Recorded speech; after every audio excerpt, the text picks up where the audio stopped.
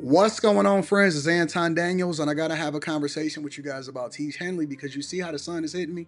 This is no finesse, no makeup, no filters, no none of that. This is 100% Tiege Hanley. I use it in the morning as soon as I get up, right after I pray and brush my teeth, jump in the shower, and I'm hitting the streets because you never get a second chance to make a first impression. So even though they're giving you 40% off your first order, 20% off for life, even though you may get a free gift, forget all that, right? Because we would do this even if it was full price because it's worth that much. I'm in the streets, I'm kicking it with people when I see Dusties everywhere. You don't want to be them. You want to separate yourself. And the way that you separate yourself is self-care. Ladies get it for the fellas. Fellas don't wait for the ladies to get it for you. I'm about to hit the streets right now and I'm feeling confident. I'm feeling great. I mean, I already got confidence, but to have that extra boost of confidence, knowing that you've taken care of yourself and you set yourself apart from all of the rest of the sheep that's walking around making bad decisions on a daily basis. And it's reflected in their actions. It's reflected in the products that they use. It's reflected in the people that they follow. And so if you're trying to level up, if you're trying to make sure that you look good, they're going to send you the pack. They're going to give you all of the instructions on how you're supposed to use it. Then make sure you get your Tiege Hanley. Again, 40% off your first order, 20% off for life. Get your free gift. Make sure you tap in with your boy Anton Daniels because Unc is never going to lead you wrong. I would never have you use a product that I don't use myself. Again, they've been rocking with me for a long time. Make sure you get your Tiege Hanley. I love you. I appreciate you. I'm going to holler at you guys later. What's going on is Anton from AntonDaniels.com. I appreciate you guys for continuing to rock with me. Thank you for tuning in for another edition of the Millionaire Morning Show. I am your host, Anton Daniels. What up, what up, what up, what up, what up? What up to all of my friends and family in the building? What up, what up? I appreciate y'all. Let me get a round of applause for you guys. What's going on, friends and family? I appreciate y'all for continuing to hold me down and rock with me. You guys are the greatest audience on the face of the earth, and it does not go without saying that. And I expressed this yesterday when we was on After Hours that you guys are phenomenal. You guys are absolutely 100% phenomenal, and I do not take you for granted. And so I always want to make sure that I acknowledge you. As long as we are here, you will always get an acknowledgement from me. I'm never going to be Hollywood. I ain't never been Hollywood. I ain't never been on that type of time. And so I always want to make sure that you guys understand that without you, there would ever, never, ever, ever be any me. All right. And so that's why I'm so dedicated. I'm dedicated to the bag chasers. If you guys have not tapped into the Patreon, you really need to do so. The link is in the description as well as pinned to the top of the chat. I just dropped a video a couple days ago. We got Stock Club as soon as we get done with the inauguration next week, and so we got to make sure that we tighten up on that. We got to make sure our portfolios is what it needs to be. Make sure you tap into the Discord. The link to the Discord is in the description of any of the most recent videos. And we here, man. We here. So welcome to the Millionaire Morning Show. It is Friday, January 17th, 2024. 2025 year of our Lord. You know, it'll take you about a month to adjust to the new year. So 2025, January 17th, we are 3 days away from the inauguration. Let me do a little bit of housekeeping because we will be at the inauguration.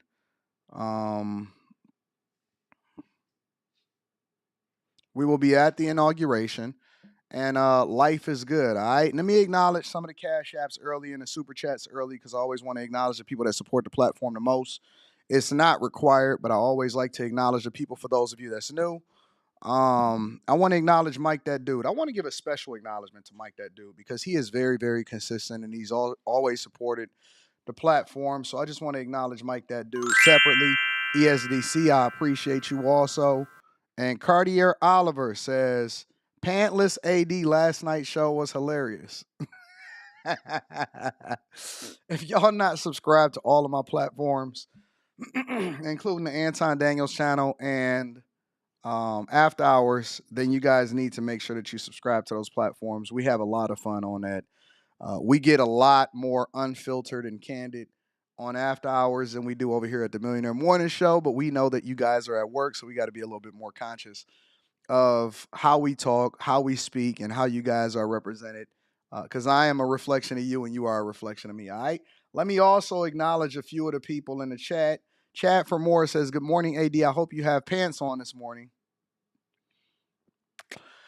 Thank you, Chadford. I appreciate you. Jock Hot Take says, "Love the show, AD. Keep grinding." We here. We here. Latrell M is in the building. I appreciate you for the 2-ball. And Nasheed Waiters. Shout out to Nasheed Waiters. Nasheed Waiters says, "Welcome to Gotham. I mean, Portland. I hope my city is treating you well." Let me speak about that real quick. Shout out to Nasheed Waiters before we get started with the show. So, Portland. What is my impression of Portland? Portland is weird. It is one of the weirdest cities that I've ever experienced in my entire life. Now, let me tell you why it's so weird. Number one, going into the stores, you guys don't have any central location for the poverty. You guys don't have any central location for the poverty, and I don't understand that. Because usually there's a hood, there's a middle class area, there's the area that they're changing and transforming and making strategic investments from the city in. And then there's the upper class people. And then there's the surrounding areas where you have the suburban areas and the super upper class people and the middle class people. And you know what I'm saying? That's pretty much the makeup of most cities across the United States of America. And it doesn't matter if you're on the West Coast, East Coast, South, or the Midwest, or somebody in the middle. That is pretty much the makeup. Thank you, Mr. Lott. I'm going to read that shortly. That is literally the makeup of most cities, right? Portland, you guys just mix it all together. You got one big gumbo pot here. It's gumbo in Portland. So Portland, for example, where I'm at, they got a lot of these high rises, and I'm literally looking out the window at the water, right? And they got these condos. You know how the condos are. You got the first floor retail, and then you got 10 floors of condo or whatever, and so on and so forth, right? Or apartments or rental units. And so you got those things up everywhere. And then you got the bridge. I'm looking at the bridge out the window right now. And then the interesting part about it is you can walk down the street 1 block over, and I go to the convenience store, and you got poverty and homeless people. "Let me get $1, man. Let me get $1, man." And they all working together. They all in concerted effort. And so you got people that are middle class, poverty, and rich people all in the same area. Then I walk up 2 blocks this way, and it's the food district, right? And so a lot of you guys see my vlog this morning, and so I went to a place and I was talking about money or whatever. So it's the food district, and then 1 block over is, "Let me get $1, man." I'm like, why do y'all have so many homeless people in Portland? And it's cold out here. Is it supposed to be this cold on the West Coast? I guess this part of the West Coast is supposed to be cold, huh? And then you go into CVS, and you can't shop like the regular CVS like we do back home in Detroit, right? So in CVS, you got to get your cookies, your medicine, the pharmacy in the back. Here, CVS, everything is locked up. Everything is locked up. You got to hit a button, and the attendant is basically got to be a track star. The attendant is a track star, and the attendant has definitely got their Apple Watch on, getting all of their steps in, because they getting all of their calories in. And the attendant got to run from aisle to aisle from people pressing buttons in order to get their stuff that's locked up because y'all laws are so crazy out here. So yeah, man, it's crazy, bro. The homelessness crisis over here, and y'all homeless and cold. You can't have both. It's crazy. Y'all have literally robbed y'all city blind, and it's a weird city. I've never seen a city where it's all just one big gumbo. Homeless, middle class, regular people, they all in the same space, and they all in the same aisle. And you could tell they know that I'm from out of town, because when I came into the little convenience store, little party store, he wasn't following me around, but he started to follow around the white guy that came in. listen. You know it's a different time and day. Our forefathers would be absolutely freaked out about what happens here in 2025. The Asian guy that's behind the counter. Oh, no. You good. Do what you do. Do your thing. And he started following out around the white people that was in the store, knowing that they was trying to steal. Knowing that he was trying to steal. It's a different time. I said, are y'all being racially profiled?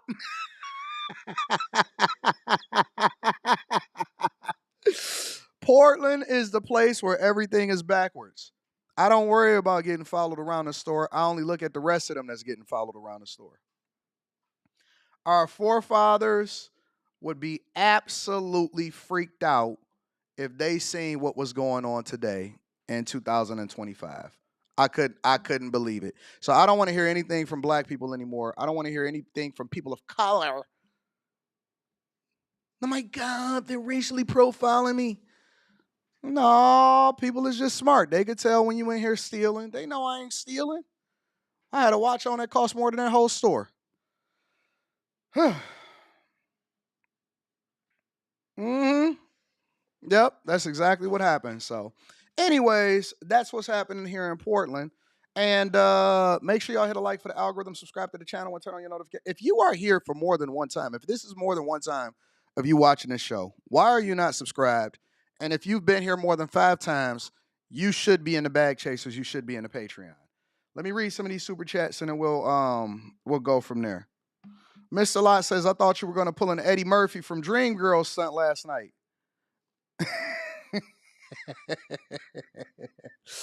You know, we let loose on After Hours, so it's a fun platform to be on.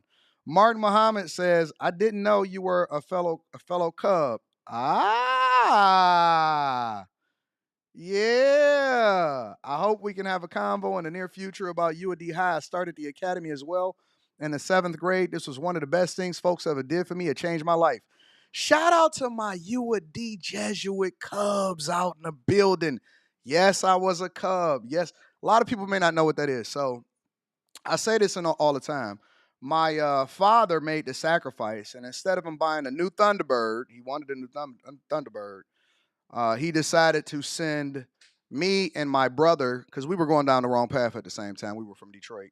He decided to send me and my brother to private school. So my younger brother, who was 6 years younger than me, he went to Jesu. For those of you that are familiar in Detroit, he went to Jesu, and he sent me to UAD. And that's where I got on the basketball team. That's where I hooped. I went to private school. I went to UAD Jesuit. It was one of the greatest experiences of my life.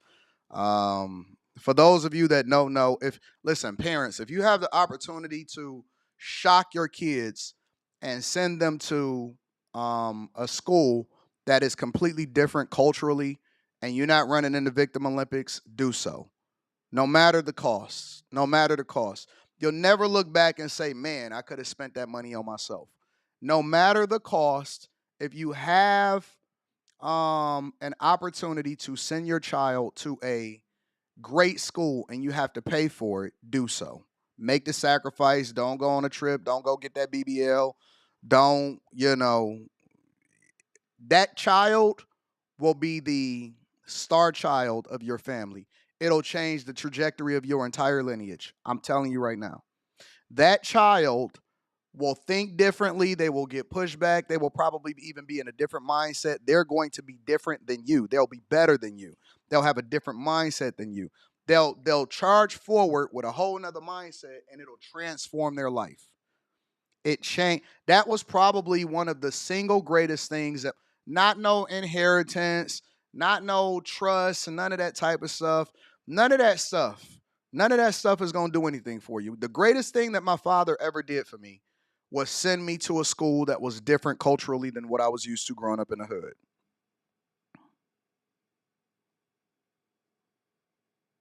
Even if I didn't realize it or it didn't resonate at the time.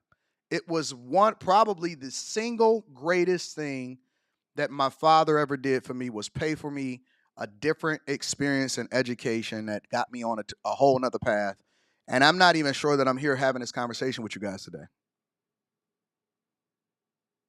It was the greatest thing that ever happened to me. That's why I have no limits on the amount of money that I will spend to change my daughter's life. The single greatest investment that he ever made was to send me to private school and not buy a new car. Forever grateful, forever thankful. Straight up. Shout out to you. Shout out to him. All right. And then I had to walk because I actually still lived on Green Lawn between Norfolk and Chippewa, between 7 Mile and 8 Mile. I would walk home every day, and it changed my life. It absolutely changed my life. So shout out to Martin Muhammad and all of my fellow Cubs out there in the streets. I appreciate you. Chase Barnes in the building. Shout out to Chase Barnes. I appreciate Chase Barnes. Chase Barnes says, "Happy Friday, AD and Pete." So I have an update from those interviews I did before the end of the year. I got the new position. Hey, let me get a round of applause again. Sign the offer letter. Thank you to the Chasers. Words of prayer and encouragement. And AD, your words of affirmation. We love our community. We love our people. Shout out to you, Chase Barnes. I'm so thankful to have you as a part of our community and the Chasers, and for your new opportunity. When everybody else is struggling, talking about layoffs, we going to get the money, we going to get the jobs, we going to get the promotions, we going to make the investments, and we going to open up the businesses. Yeah, shout out to you. Trey Rowley 4 says, "Yo, AD, did you hear about the white couple who adopted 5 black kids and treated them like slaves and had them living in a shed, working in the fields barefoot?" I didn't. Send it to me in my email. Green Monster says, "Anton, you were offended they weren't following you around?" No, I thought it was hilarious. I couldn't wait to make a video about it. AR Smitty in the building says, "I went to Christ the King." Oh, shout out to Christ the King. We had some epic battles with Jay-Z for sure. Shout out to all of my private school kids, those that had a greater experience. And let me also say this. For some reason in the community, we think that it's bad for you to invest in your children and for them to go to private school. When did we start justifying dustiness? Isn't the goal for our children to be better than us? Or let me tell you what else they'll do. Oh man, you wasn't really in the hood because your father sent you to private school. You had a leg up on everybody. You privileged.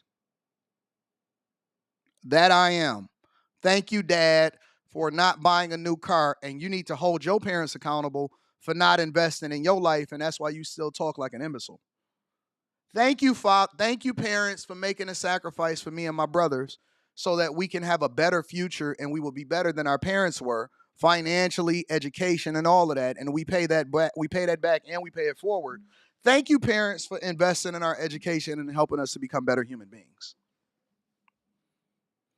This is the only community where you're shamed for your parents doing better for you. It's a crazy thing to think about. It's an insane thing to think about. You know, one of the biggest lies, and I use this as an example, not to try to debate against it, but just to illustrate a point. One of the biggest lies is that my parents left me a trust fund or I somehow, some way got some lawsuit money, right? One of the biggest lies ever. And let's say hypothetically, because if it did happen, I would absolutely champion it because I think that that's what you're supposed to do for your children. That's what I plan to do for my child, right? How would that be a bad thing if my parents had set up a trust for me and for me to be able to get some money and he left me something? The greatest gift that my father ever left me was sending me to private school and him being a strong, masculine father in my life. But how would that be a knock? You know, we knock people for fraud and stealing and selling stuff that they ain't really giving people no value for and stuff like that. If the biggest lie that you can make up against somebody is that their parents left them a trust or an inheritance, how would that be a bad thing?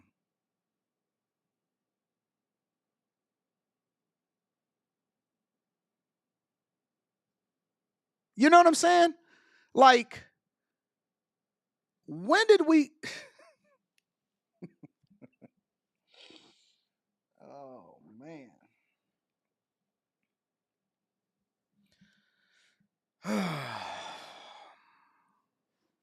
We're shaming people for having good parents now. All right, that's cool.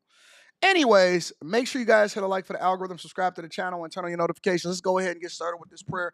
Lord, we ask that you edify us and give us the information that we need in order to be successful.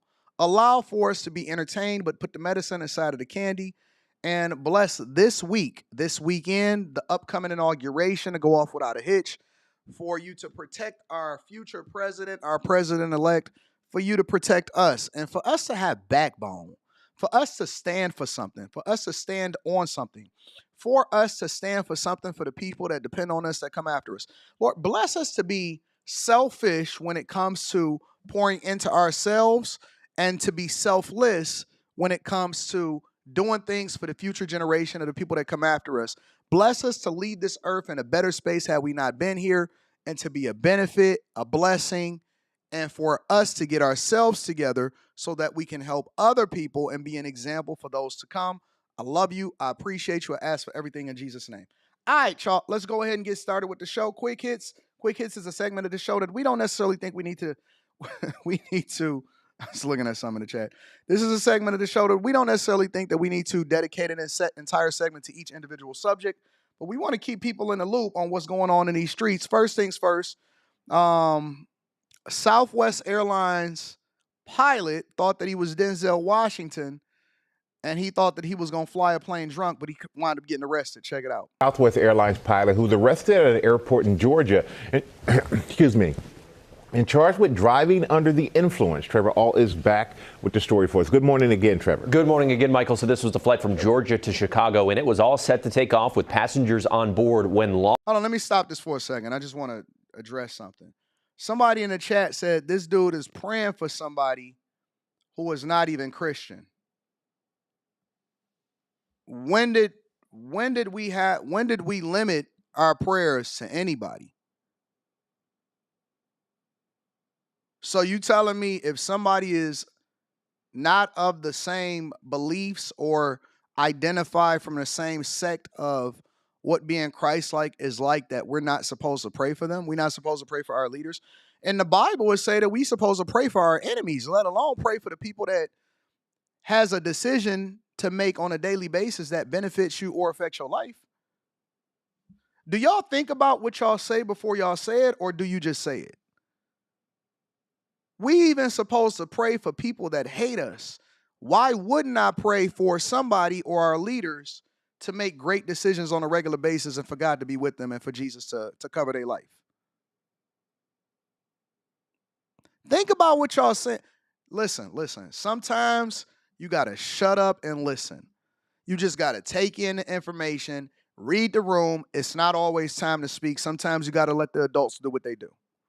Sometimes you got to let the adults adult, and you just got to be quiet. law enforcement then boarded too, and they say the problem is the pilot showed up to work intoxicated. This morning, passengers are demanding answers after police arrested a Southwest Airlines pilot for allegedly being intoxicated at the airport. If I have to take my shoes off still before I get on a plane, it seems a little weird that I seem to kind of have to wonder if my pilot is sober. Pilot David Alsop was arrested early Wednesday morning at Savannah Hilton Head Airport. Passenger Robert Newmarch says they were about to take off, but then a flight attendant told them there was a paperwork issue. Shortly after that, one of the officers came on to the plane. He went into the cockpit and he came back out, and he was gone for a couple minutes, and we were just sitting there. The flight was delayed more than 4 hours while they looked for another pilot. According to a police report, Alsop has been charged with driving under the influence. We tend to think of alcohol and transportation as a driving situation. In other words, don't drive drunk. But by the same token, we think of it in above or below a certain tolerance level. There really is no tolerance level in commercial aviation. That should be zero blood alcohol.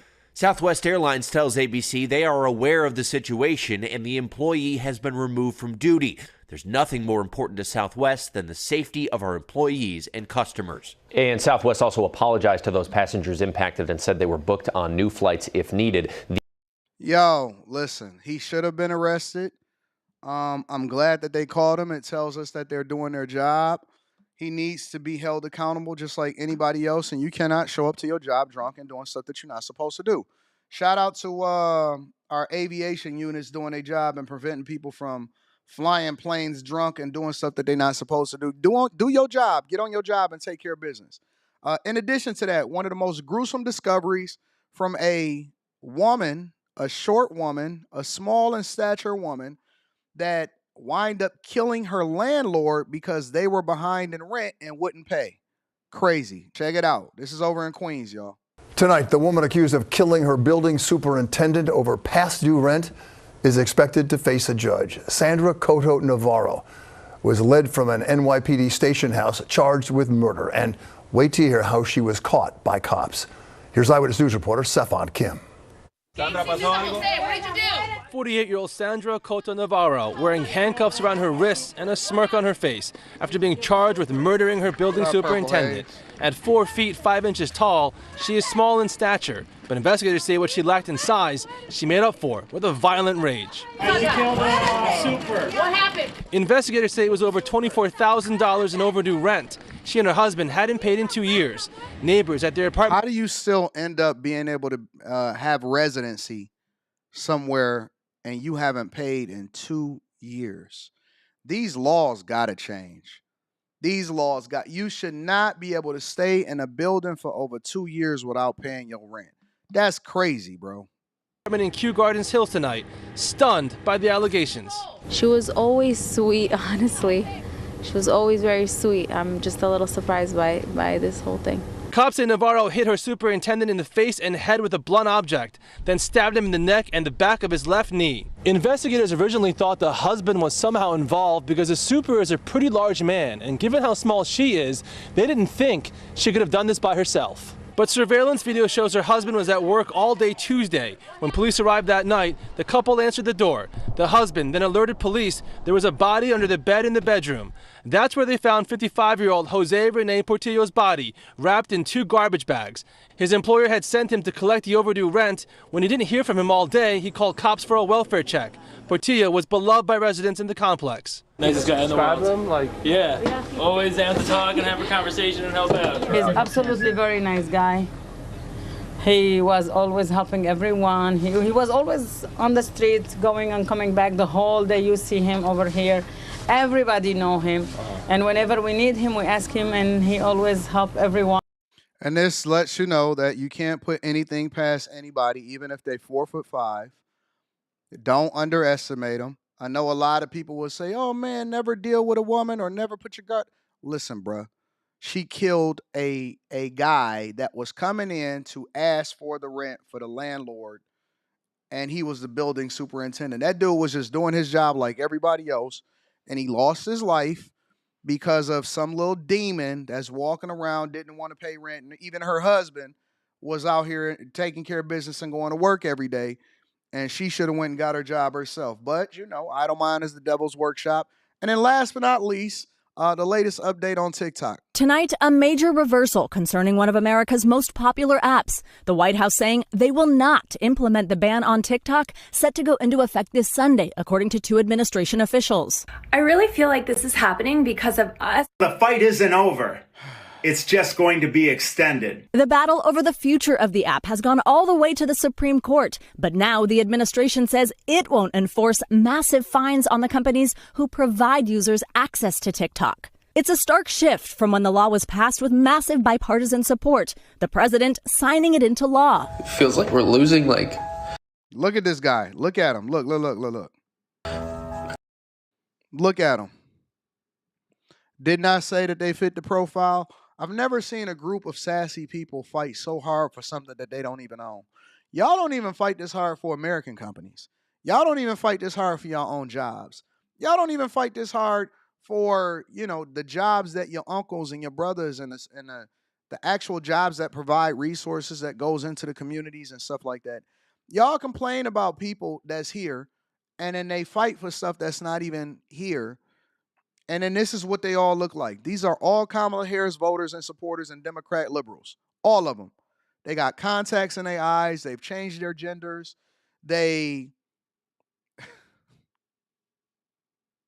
Community. Now, sources say Democratic lawmakers called the White House asking for intervention. And President-elect Trump, who once opposed the app, has signaled he'll intervene. I'm going to save TikTok. But national security officials still warn that TikTok's Chinese parent company ByteDance could steal American user data or manipulate content shown in the app, which TikTok denies. Then FBI Director Christopher Wray had this warning, speaking with Lester last year. We have to sort of step back and say, who is TikTok? And ultimately, it all boils down to the hand, which is a matter of Chinese law, of the Chinese government and the Chinese Communist Party. It all comes just days before Mr. Trump's inauguration. According to 3 sources, TikTok CEO Shou Chew is expected to attend, along with the world's 3 richest men, tech titan Elon Musk, Amazon's Jeff Bezos, and Meta's Mark Zuckerberg. Just last night, President Biden... Oh, I'm like, who is that other guy? That's the TikTok CEO that's going to be at the inauguration also. Elon Musk, Amazon's Jeff Bezos, and Meta's Mark Zuckerberg. Just last night, President Biden took aim at big tech and what he called the dangerous concentration of power among a select few. I'm equally concerned about the potential rise of a tech industrial complex. The truth is smothered by lies told for power and for profit.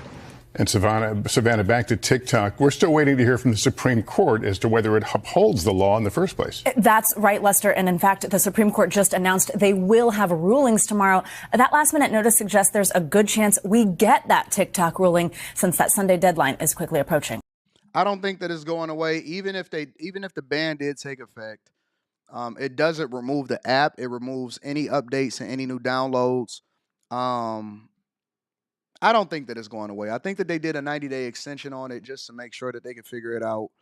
The CEO of TikTok is going to be at the inauguration, so we're going to see how that plays out. It should be interesting. I don't care either way. I think that it would be fine if it stayed.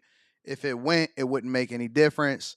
I hear a lot of people is running over there to Red Note. I see some of the Chinese users on Red Note saying that, Americans are stupid now and their content is actually pretty dumb, but we'll see. I'll stay on top of it. You guys, trust me, I'll stay on top of it. Ladies and gentlemen, that's your quick hits, all right?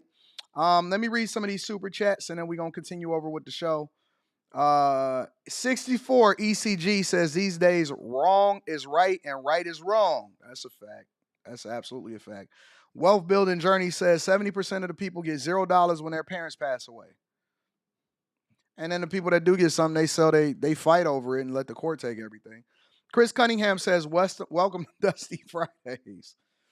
Devastator says, ain't no way he crying, I'm done. Yes, it is grown men crying on the internet because it's a possibility that they won't be able to share their lives with their communities on TikTok. People really need to go outside, bro. It's so much stuff happening outside in real life. Anyways, let's continue over with the show. So let's start with the top story of the morning that we have on the cover photo. Mayor Sheng Tao is being indicted over there, or former mayor of Oakland, Sheng Tao, is being indicted. And we all seen that this was coming. And one thing that I'm wondering is what's going on with Tiffany Henyard? How did they let her get by? But anyway, she's being indicted over there in Oakland. Check it out. We begin tonight with those published reports that a federal grand jury has indicted former Oakland Mayor Sheng Tao and her longtime partner, Andre Jones. This comes 7 months after the FBI raided Tao's home. NBC Bears Valina Jones joins us live with what city leaders and the people who supported the effort to remove Tao from office are saying this evening. Well, Jessica, the San Francisco Chronicle is citing sources reporting that Tao has been indicted. Meanwhile, the Mercury News is reporting that her partner, Andre Jones, has been indicted. We should note that the FBI has not confirmed any of these indictments, but we do know that this comes after months of investigation and speculation. Now, this all started back in June when the FBI raided then Mayor Sheng Tao's home, taking away several boxes. The same day, agents raided the homes and businesses of multiple members of the Duong family, who own Cow Waste Solutions, an Oakland recycling contractor. Tao and Jones have both repeatedly denied any wrongdoing, Tao also publicly stressed that she was not the target of any investigation. The then mayor also publicly criticized the FBI for the timing of the raid, noting it happened amid a growing push to recall her from office. Those recall efforts ultimately succeeded. Those reports of Tao's indictment have recall organizers celebrating and have some members of City Council concerned about potential impacts to the integrity of city business. Shocked, disappointed, but absolutely maintaining my commitment to moving us out of this mess and doing all that I can to restore the people's trust. And that's going to need a whole lot of elected officials and appointed officials on board if we're serious about making that happen. We've known for a while that we've alleged that we believe that Sheng Tao is a deeply corrupt individual. And my thought is that Oakland owes us a debt of gratitude. Imagine if she was still the mayor of Oakland. At least now she's no longer the mayor of Oakland. We're already well underway in picking a new leader. Last July, the city of Oakland was ordered to hand over records tied to the city contracts with California Waste Solutions, along with a group called Evolutionary Homes, and documents tied to Tao's partner, Andre Jones. Thank you, Daryl Sanders. I'll look into that, and I'll actually make that a part of the next show, too. That subpoena also demanded records tied to the 2022 mayoral election. Tonight, the U.S. Attorney's Office and federal officials announced they will hold a press conference tomorrow morning to detail what they're calling a significant law enforcement action. Tonight, many believe that's when we'll hear more about both Tao and her partner's indictments. Now, we've reached out to the city as well as Mayor Tao and her last known representation and Andre Jones, and have not heard back yet. I'm going to stay on top of this, but let me say this. I need to see another segment because I always like to use two different sources or before I come to a conclusion. If you are a person that is in any way, shape, or form looking to run for public office, you have to be 1,000% above board. When they catch public officials that is using taxpayer money, doing anything, they are 10 times more lenient when you doing something with your, regular private funds or your own company. And I'm not saying that y'all need to do anything with that. But what I am saying is that when it's your money or when it's some private company or whatever, and when y'all got to deal with that they not as hard as when they come down on a public official that's being paid with taxpayer dollars. When they find you, when they catch you, if you are in any way enriching yourself and you are not abiding 100% by the rules, and don't look at nobody else, don't look at Nancy Pelosi and say, well, they doing insider trading. You ain't Nancy. You don't get to do that. You ain't a Congress member. You need to go watch The Wire and go look at my man that was the Senate member. He's like, you not him. You not him. And I'm not saying that that's right or anything like that, but what I am saying is you're going to have to be careful, because if in any way you are using public taxpayer dollars to enrich yourself, I don't care if it's PPP money, I don't care if you're in a position of leadership, if you are giving contracts based off of some kickback scheme, some backdoor deal, that's how that Trayon White dude got caught up over there, and I think he in D.C. or Maryland or something like that. If in any way you are moving crooked, and I believe that most politicians are crooked, they just don't get caught. If you the one that get caught with your hand in the cookie jar, they not having no mercy on you, dog. They not having no mercy on you. You are going to be in for the fight of your life. It's not worth it. If you have anything going on in the background that you are not supposed to be doing, if you got some unresolved issues with a chick that you've been busting down, you need to go and fix that before you ever go and run for public office. You will ruin your entire life as a result of it. The FBI raided her home. The San Francisco Chronicle now reporting that former Oakland Mayor Sheng Tao is being charged with federal crimes. Now, live. Is the San Francisco Chronicle reporting that a federal grand jury has indicted former Oakland Mayor Sheng Tao. Citing sources close to the investigation, the Chronicle says a grand jury indicted her but isn't going into details about why. No specifics. You may remember that her home and the home of some executives of a local waste company were raided in June. KRON 4's Dan Kerman is live in the newsroom with more on these developments. Good evening, Dan. Good evening. You know, it was almost a month ago that Mayor Sheng Tao left office. She's maintained her innocence since the FBI raided her home last June. Now, if reports are correct, the other shoe has dropped. I have done nothing wrong. I can tell you with confidence that this investigation is not about me. This was then Oakland Mayor Sheng Tao last June, just days after federal agents raided her home, the offices of Cal Waste Solutions, and the homes of members of the Duong family that own that company. Tao maintained her innocence again in an interview in October. They have told my attorney that I am not the target. And again in December after being recalled from office.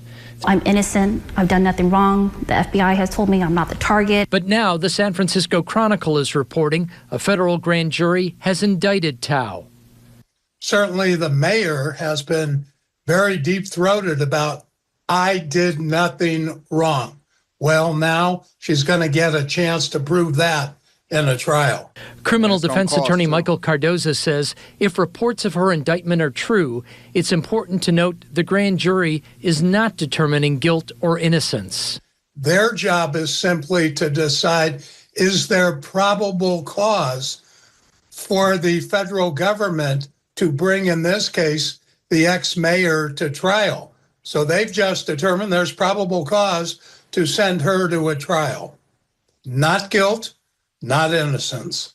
So far, the FBI has not indicated the reason for the raid on Tao's home or Cal Waste Solutions.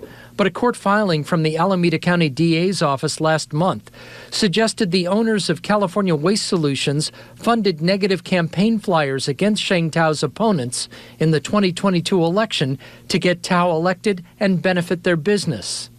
If that company and their representatives are truly the target of the investigation, Cardoza says the feds may offer Tao a deal. Of course they're going to offer a deal.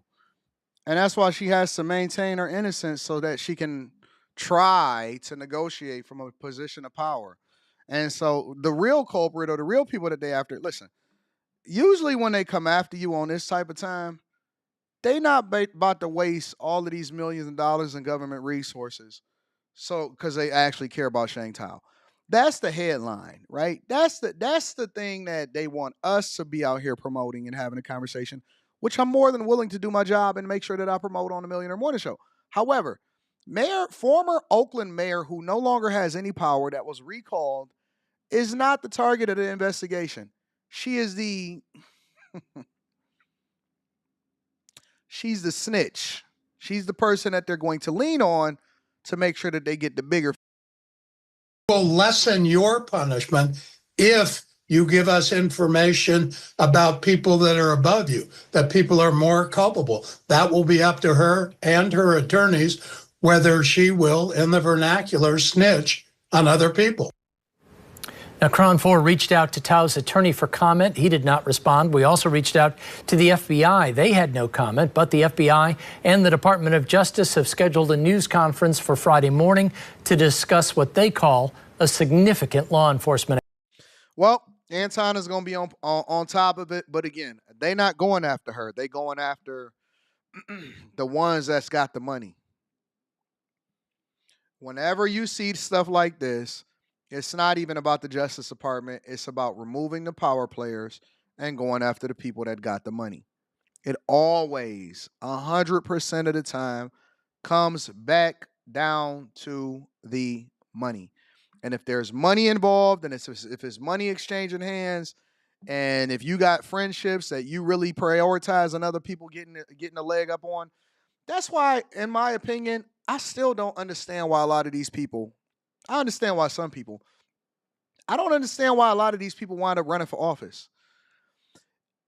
You basically put a target on your back because you have to abide by all the rules. See, if I have my own private company and I say, well, you know what? I want to leverage nepotism, and so I'm always going to bring all my friends in. I still need them to do their job, but I'm going to go ahead and give my contracts and my business to all of the people that recommend other people that's rocking with me. I don't have to go through a competitive bid process. I don't have to have all of these rules and regulations because I'm not extending taxpayer dollars. This is my own money. I can do what I want to do. But when you start playing with other people's monies and contracts and all of this stuff, you have to be 1,000% cross your T's, dot your I's. It don't even matter if you did something that you didn't know that you did something wrong. You're still responsible for doing what you're supposed to do. It does not, I just wouldn't. I would have to have nothing better to do and to truly want to be a public servant if I was to ever run for office. That's just my opinion. Let me read some of these super chats and then we're going to hold it down, go on to the next subject. Ryder Guy says Biden didn't seem that worried about the tech industrial complex when he was using it to his benefit. That's a fact. I agree with that. Mr. D to the Z says, happy Friday. Anton Millionaire Morning Show is the best show on any platform. Keep up the great work. It's appreciated. Hashtag bag chasing. Make sure y'all tap into the Patreon. The link is in the description. Trade Rolly 4 says, can't wait till the feds get B. Johnson and Henyard. I don't know if they're going to get them, but we'll see. Levi the Peril says, Anton, happy Friday. Blessings and bag chasers too. Shout out to the bag chasers. Performance Chip is in the building, says, unless name is Hunter Biden, they coming down on you.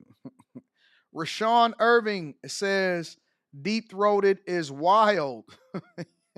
Jesus Christ. Y'all crazy. Also want to acknowledge the Cash Apps as usual.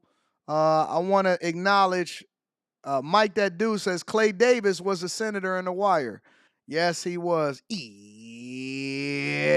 Shout out to you. Magnetar17 says, we snitched to get the details out there by the layers.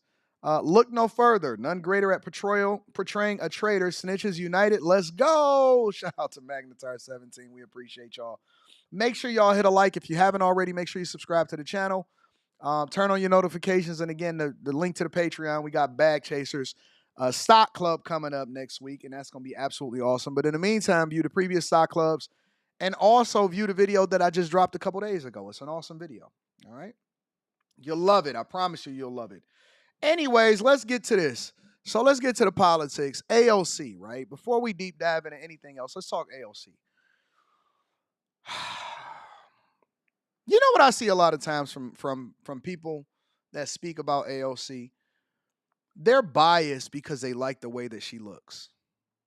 As crazy as that sounds, they are biased because they like the way that AOC looks. Is that crazy? Anyways, let's dig into it. Let's go into what AOC is talking about lately and why people are criticizing her as usual. Take a look. So today, female athletes protesting outside the NCAA convention demanding protection for women's sports, following a major win on Capitol Hill. The House passing a bill banning biological males from female school teams. If it passes in the Senate, the bill will strip funding from all schools that don't comply. Our next guest was on Capitol Hill yesterday when it passed. Host of the Games for Girls podcast on Outkick.com, Riley Gaines joins us now. Good morning, Riley. Good morning. It's good to be on with you. So AOC had this to say about the bill. Let's watch it. Republicans who have voted consistently against the Violence Against Women Act now want to pretend today that they care about women. And why? To open up gender and, yes, genital examinations into little girls in this country in the so-called name of attacking trans girls. Let me pull up the whole speech. I want to go into the whole speech. There's no need to, I don't like it when people clip it up. I'm going to just play the whole speech and then we're going to come back to the commentary. Organ is recognized. I'm honored to yield 2 minutes to the gentlewoman from New York, Representative Ocasio-Cortez. Thank you so much, Madam Chair, Madam Ranking Member. Here we are today, Republicans who have voted consistently against the Violence Against Women Act, who have taken away the right of all women to choose and have control over their own body, who, as women are bleeding out in parking lots across the country, standing there, allowing us to die, now want to pretend today that they care about women. And why? To open up gender and yes, genital examinations into little girls in this country in the so-called name of attacking trans girls. And to that, today, what we have to say are two words: not today. The majority right now says there's no place in this bill that says it opens up for genital examinations. Well, here's the thing. There's no enforcement mechanism in this bill. And when there is no enforcement mechanism, you open the door to every enforcement mechanism. Trans girls are girls. And for all the folks that are so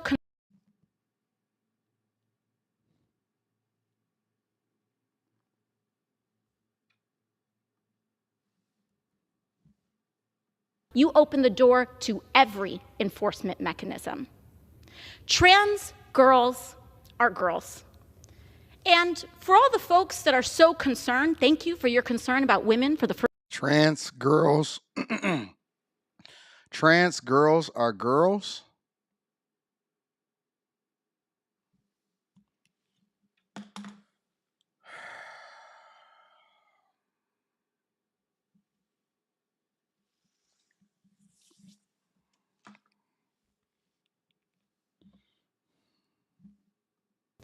And for all the trans girls are girls. And for all the folks that are so concerned, thank you. Y'all vote these people into office. You do realize that, right? As crazy as we can say, well, AOC is this or this and that and so on and so forth.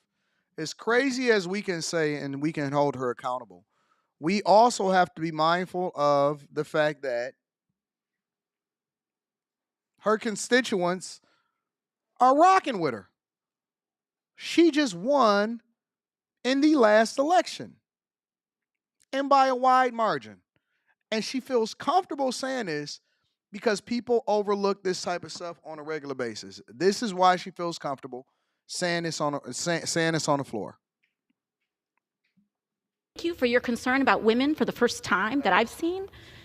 I don't know about y'all. I don't know who's been to gym class lately, but girls, even if you only believe in two genders, I've played co-ed sports all the time. But what this also opens the door. Even if you only believe in two genders, I played co-ed sports all the time. I just want a LeBron James type character to just go in and just destroy the entire WNBA. Then we can put this whole conversation to rest. Guys shouldn't even try to switch genders. They should just go over into their sport, college, NBA, all of that. One season, just go in and destroy everything and everybody and say, hey, listen, I identify as a girl. You ain't even got to be gay. You don't even have to be really that. All you got to do is feel that you're different, put you on a Joanna Man wig, and trust me, I am not an advocate at all. Zero, zilch, nada. I don't believe that men should be in women's sports. I don't believe that men should be using women's bathrooms and vice versa. However, I believe that there should only be one league. Just call it the National Basketball Association. It ain't got to be the NBA. It ain't got to be the WNBA. Just make one league. Make everybody be able to try out for it. Football, basketball, volleyball, hockey, golf, everything. Just let guys just go in and dominate everything. It's already a losing league anyway. Let them go in, dunk on y'all monkey heads, and then see how that plays out, and we can put this whole conversation to rest. Real talk. What are we doing? Door for is for women to try to perform a very specific kind of femininity for the very kind of men who are drafting this bill, and to open up questioning of who is a woman because of how we look, how we present ourselves, and yes, what we choose to do with our bodies. I know who loves this bill. Yes, bigoted folks love this bill. Assaulters love this bill. Crazy. But also, CEOs love this bill. Because Los Angeles is on fire right now. And this is the #1 priority the majority has. Thank you. So we supposed to ignore. All right. So let me get to the commentary over here on Fox Sports. and see what they got to say about it, because I'm sure that they got somebody that can speak to this. Examining little girls? I mean, this is just off.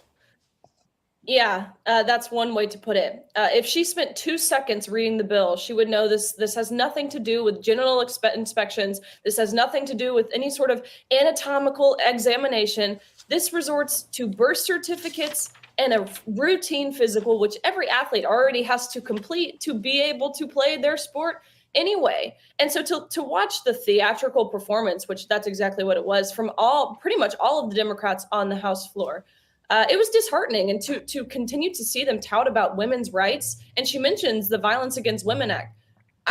Do we remember how AOC voted on the Violence Against Women by Illegal Aliens Act? Because she voted in opposition. So, I mean, look at these people. Look how they voted on the Laken Riley Act. Look how they voted on the Save Women's Sports Act. And if they were a no on one or both, then they do not get to continue to say they support women and women's rights. So, Riley, I was actually surprised when I saw it was only 2 Democrats from the Texas delegation. So we got some Texas Democrats that have some sense. You got Representative Henry Cuellar and you got Vicente Gonzalez that voted for the bill. I don't think this is a partisan issue. And I thought that the Democrats really cared about women. They're going to destroy the sport. Yeah, you don't think it's a partisan issue. Neither does majority of Americans, as made very, very clear on November 5th. But apparently November 5th taught the Democrats nothing. I was curious going into this. Will we see people double down like we saw from AOC? Or will we see people start to slowly recant from their position? And if you can remember, Lawrence, a few months back, I mean, pretty immediately following the election, you had Congressman Seth Moulton. He went on the news and he said, look, we've become too radical as a party. I have daughters. I don't want my daughters on the court or on the field with boys. But even Congressman Moulton was pressured into voting in opposition of the Protection of Women and Girls in Sports Act. But that's, you know, my daughter is in sports, and I'll be going to her competitions. And I'm going to her competition today and tomorrow, this afternoon. And my daughter has been training since 7, 8, 9 years old or something like that? Said she was 7 years old. First enrolled her when she was 6. She turned 7. And multiple degree black belt, ranked amongst the top, at one point held the top spot in her age group in the United States of America, is being sponsored on USA Taekwondo, Junior Olympics, possibly going to be an Olympian one day. And she sparred regularly against guys in her own, you know what I'm saying, in her training. She's trained all over the world with some of the greatest coaches. She's had some of the best assistants and the greatest support ever of all time. There has been young men that has came up in the exact same group, class, everything with her, meaning that they were the same age. Some of them were younger, some of them were older. And they were the same age and they were training and all of this other type of stuff. And they've all grown up together, right? So we know all of the parents know each other. We help each other. We support each other and everything. Some of them had boys, some of them had girls or whatever, right? And as great as my daughter is, some of those boys that grew up with her and that they all spar together, today at 16 and 17 years old, they have to pull back. And I'll be looking, and I'm looking like, ooh, don't kick my daughter like that. When they spar, they have to hold back, because no matter how much training that she does physically, and those boys will probably never make it to the Olympics, but because she a girl, she probably will. Those boys physically could break my daughter in half if they wanted to. That's not to say that she's not good at what she does, or she's not great at what she does, or she don't put in the work, or whatever, so on and so forth. She get what she earned. And when she take a L, she take a L. When she win, and when she win. But let me tell you something. This don't have nothing to do with how much you train. Those boys are savages. Thank you, Jesus, that they don't go full throttle on competing with my daughter when they sparring together.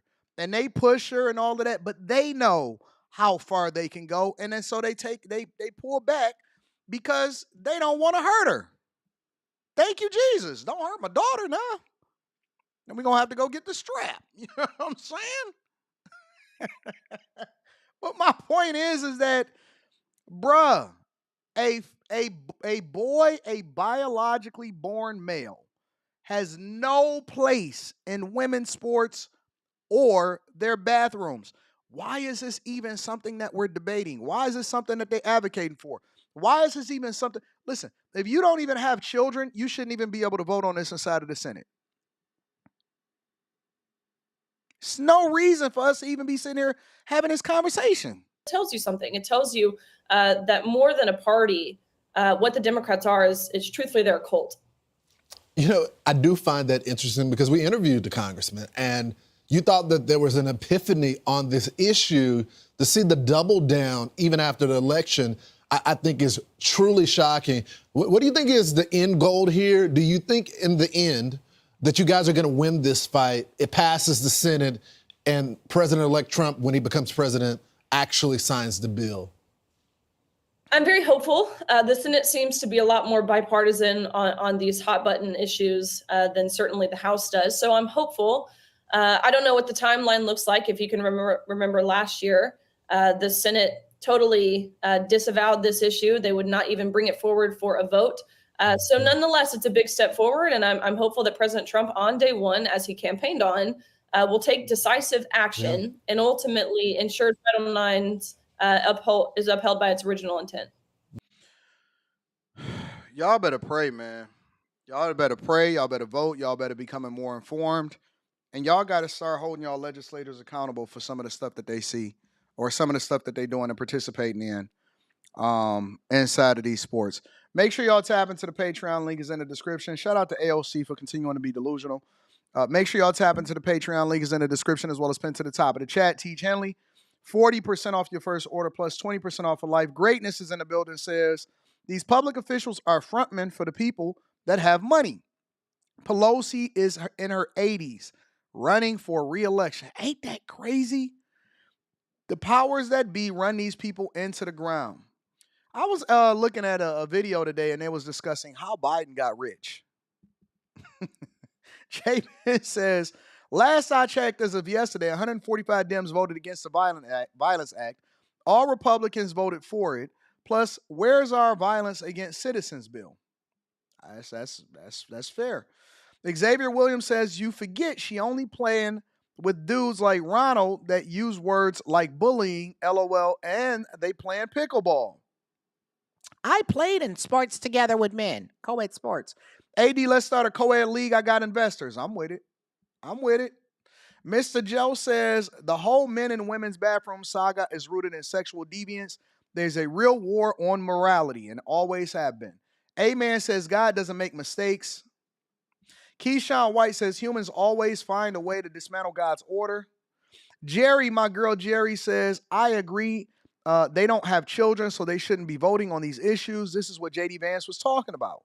Jalen Hawkins is in the building and says, 158 House Democrats voted to no to reports of illegal immigrants for sex offenses yesterday, except 2-1 and 2-1 from Pennsylvania and Arizona. Shout out to Love Dayton in Los Angeles, says AOC probably never had a man. If she did, he was a beta because a masculine man couldn't listen to the malarkey that comes out of her mouth. Thank you to everybody that support the platform. I appreciate y'all. Thank y'all for continuing to hold it down. You guys are the greatest audience on earth. Let's move forward with the next thing that we want to talk about. I want to talk about our spending in the United States of America. So, Treasury Secretary nominee Scott Bessent was standing before Senate like every other nominee that's been called forward to the front of the congregation over the last week or so.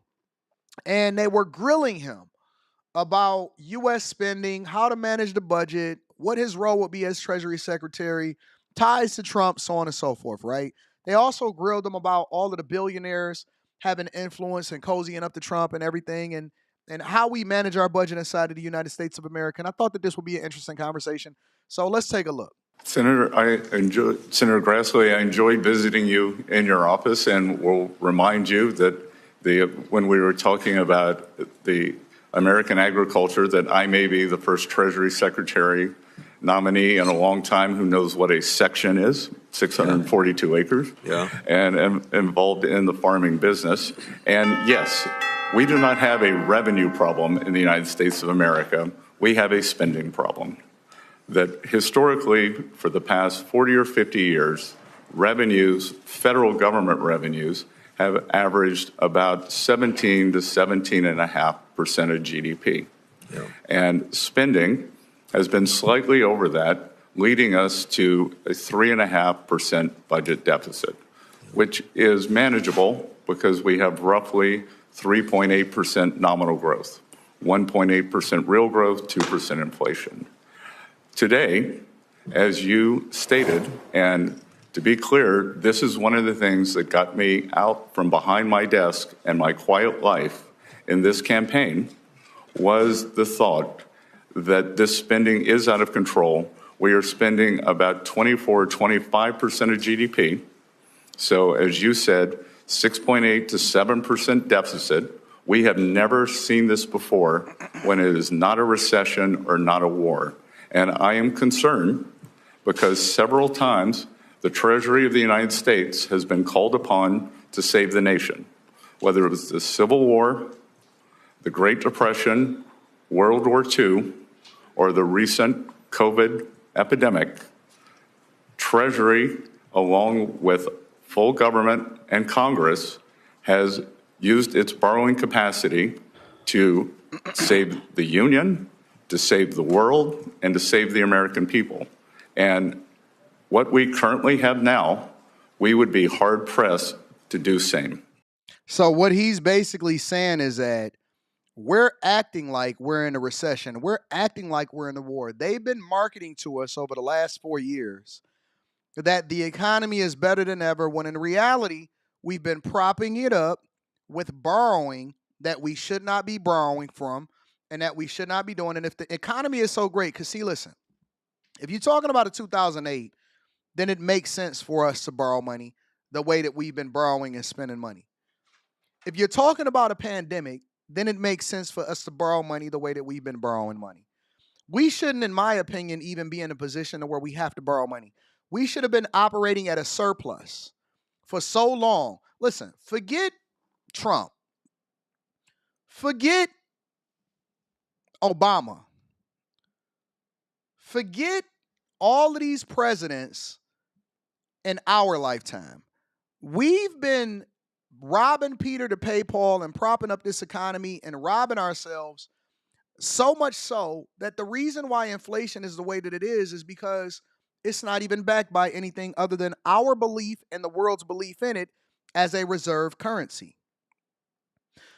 We have put ourselves against the wall so much so to where at this point we are operating like we are in a war. Not that we're funding a war, like we're in a war.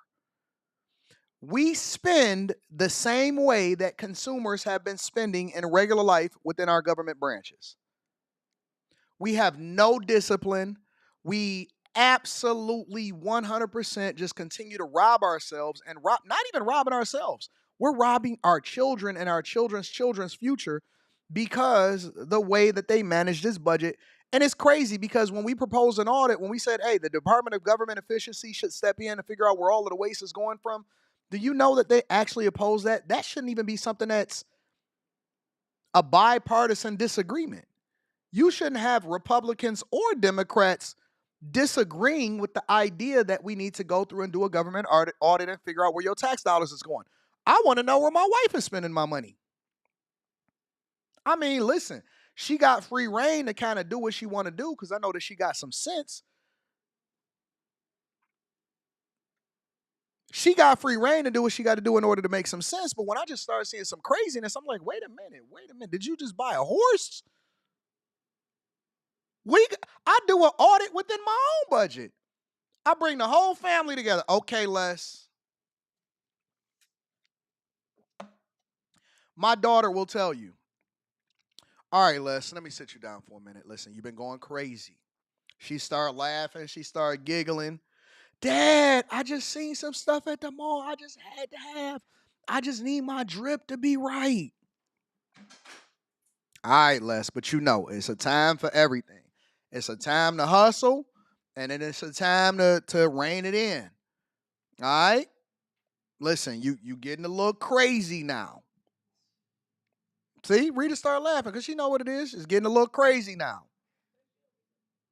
And Rita says she don't be listening. See, my family is just like the government. I sit them down. They say, oh, okay. All right, Anton. We're going to do things the right way. And Rita and Les, they go right back to doing what they was doing prior to. They wait 2 weeks. They wait 2 weeks and they say, no, we've been really good. Rita told me the other day. Let me tell you what she told me 2 days ago. This is what she said 2 days ago. Because I'm him. I'm Scott. Rita and Les is the government. And now y'all can apply this to your own family. I said the other day, I said, oh, actually, this wasn't even the other day. This was 2 days ago. We was on the plane. So we looking. She says, man, you know, we've been spending these crazy amounts every single month. And so I slowly broke it down to her and I said, okay, cool. So I pulled up the laptop. We sitting up there. Got a long flight. Might as well have this conversation on the plane, right? So then I pull up the accounts. I say, so listen, let me show you how it is that y'all operating. I don't even touch this card. This is between you and your daughter. She goes, that ain't on me. I be spending my own money. I said, Rita, it all come out of the same pot. My pocket though, right? I mean, but if I transfer it to myself, see that they got these little games that they play where they think that if they transfer money into their accounts and then they spend it, that's technically not them spending money on this card, but it's them spending money based off of their own discretion. It's the same thing that Congress does. They rob Peter to pay Paul. Rob Peter to pay Paul. And then this is what they do. Okay, you know what? I do have a spending problem. I'm going to calm down. I'm going to get my life together, right? They wait 2 weeks. They plan together. They wait 2 weeks. And then they start to slowly ramp it back up, like the spending bill that we just had over the last couple of weeks. Anyways, let's continue on with the show. This is his exchange with Bernie Sanders about all of the billionaires that's coming together and creating a super team. Check it out. Personally welcome you and look forward to working with you. Well, thank you very much, and it's a pleasure to be here. Mr. Bessent, thanks very much for being in the office the other day. Mr. Bessent, the United States today has more income and wealth inequality. These guys need to get out of office ASAP. These guys are too old. Than has ever existed in the history of our country. You got three people on top, Mr. Musk, Mr. Bezos, and Mr. Zuckerberg, who are now worth almost $1 trillion. That is more than half of the bottom of our society, some 170 million people. Three people, more wealth than the bottom, 170 million. We have more concentration of ownership today than we have ever had. We have more concentration of ownership in the media, where a handful of billionaires like Musk, Bezos, Rupert Murdoch increasingly own the media and the information that the American people receive. We have a corrupt campaign finance system in which a small number of billionaires in both political parties make huge contributions into the presidential and congressional campaigns. When you have a small number of multi-billionaires who have enormous economic, media, and political power, would you agree with President Biden, who last night stated, and I quote, "An oligarchy is taking shape in America of extreme wealth, power, and influence that threatens our entire democracy, our basic rights, and freedoms," end of quote. That's what President Biden said last night. I agree with him. Do you? Senator Sanders, I enjoyed our visit. You talk a little bit closer into the mic. I enjoyed our visit, and I hope you got my follow-up materials on the discussions, my previous writings on the tariffs and China. And look, the three billionaires who you listed, that all made the money themselves. Mr. Musk came to the country as an immigrant. I understand that, but what I'm asking you is, when you have a... Why they don't never want to let a person talk? Why they don't ever want to let a person talk? Listen, I am not in favor of breaking a system that allows for you to work as hard as you want, as much as you want, and if you add a valuable product that people believe in, you should be able to financially benefit from it. That you can create a company. A lot of people don't remember, but not even Jeff Bezos too, but Elon Musk, for example, if you actually go and read his book, if you study his biography, if you really study Tesla and all of that, he was a part of a group of people that ultimately got rich by creating PayPal, which was ultimately also tied to eBay. They call them the PayPal Mafia because all of them have gone on to do other greater things. He took every dime, every single dime that he had, and he created or poured into Tesla, which Tesla was already a company that was established, but it was just, nothing. It was just like all the rest of these little rinky-dink companies that wasn't profitable. It had created a roadster that wasn't profitable. And he had a vision for creating a new standard of transportation. And he put every single dime that he had. They said that he was couch surfing. He was a multi-millionaire, not billionaire, millionaire couch surfing. When they created the Model 3 and the Model Y, Tesla was literally days away from bankruptcy. His compensation was directly tied to the success of the company. So he wasn't even making no money. He was borrowing every dollar that he could in order to house himself. That is a 100% fact. His compensation was directly tied to the performance and the equity of the company. So he believed in himself and he believed that the company would be successful. So if the company wound up making $1 trillion, then he was just going to be a trillionaire. If the company went broke, then he was just going to go broke. That's just the way that it was. So he took every dime. He could have just been living a rich man's life and been Dan Bilzerian out here in these streets. And he said, you know what? I'm going to pour every dime that I have into this company. Tesla blew up. And here's the key that goes along with it. A whole lot of people got rich. If you were an early investor in Tesla and you took the risk, and that is the beautiful thing about this country, is that if you take the risk, you can lose it all, or you can become a legend. It was so many people that got rich as a result of Tesla. It's so many millionaires and billionaires that got rich off of Microsoft. It's so many people that Amazon made rich. It's so many people that Apple made rich. It's so many people that got rich off of these products. It's a ton of millionaires and billionaires once these companies went public and a stock price shot up. A lot of people. I talk about it inside of stocks. Listen, you don't have to sit here and complain about it either. You too can join a Patreon, get in a stock club. We have these conversations on a regular basis. I decide that I want to invest 90% of everything that I make back into my businesses, back into stocks, back into everything. Nobody is coming to save me. If all of my properties just go bust, or nobody rent from them, or if my stocks or the stocks that I decided to invest in go to zero, guess what? I lose. Back to working at whatever, go to the steel mill, go get a regular job. Nobody's going to feel sorry for me. You know what they're going to do? They're going to go to Kroger's and they're going to look at me ringing up them groceries and they're going to be like, look, y'all, look, it's Anton. He over there bagging up groceries.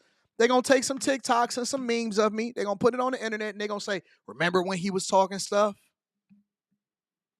Remember when he was talking stuff? But no, we sleep in the factories. We build our own studios. We put our own money up.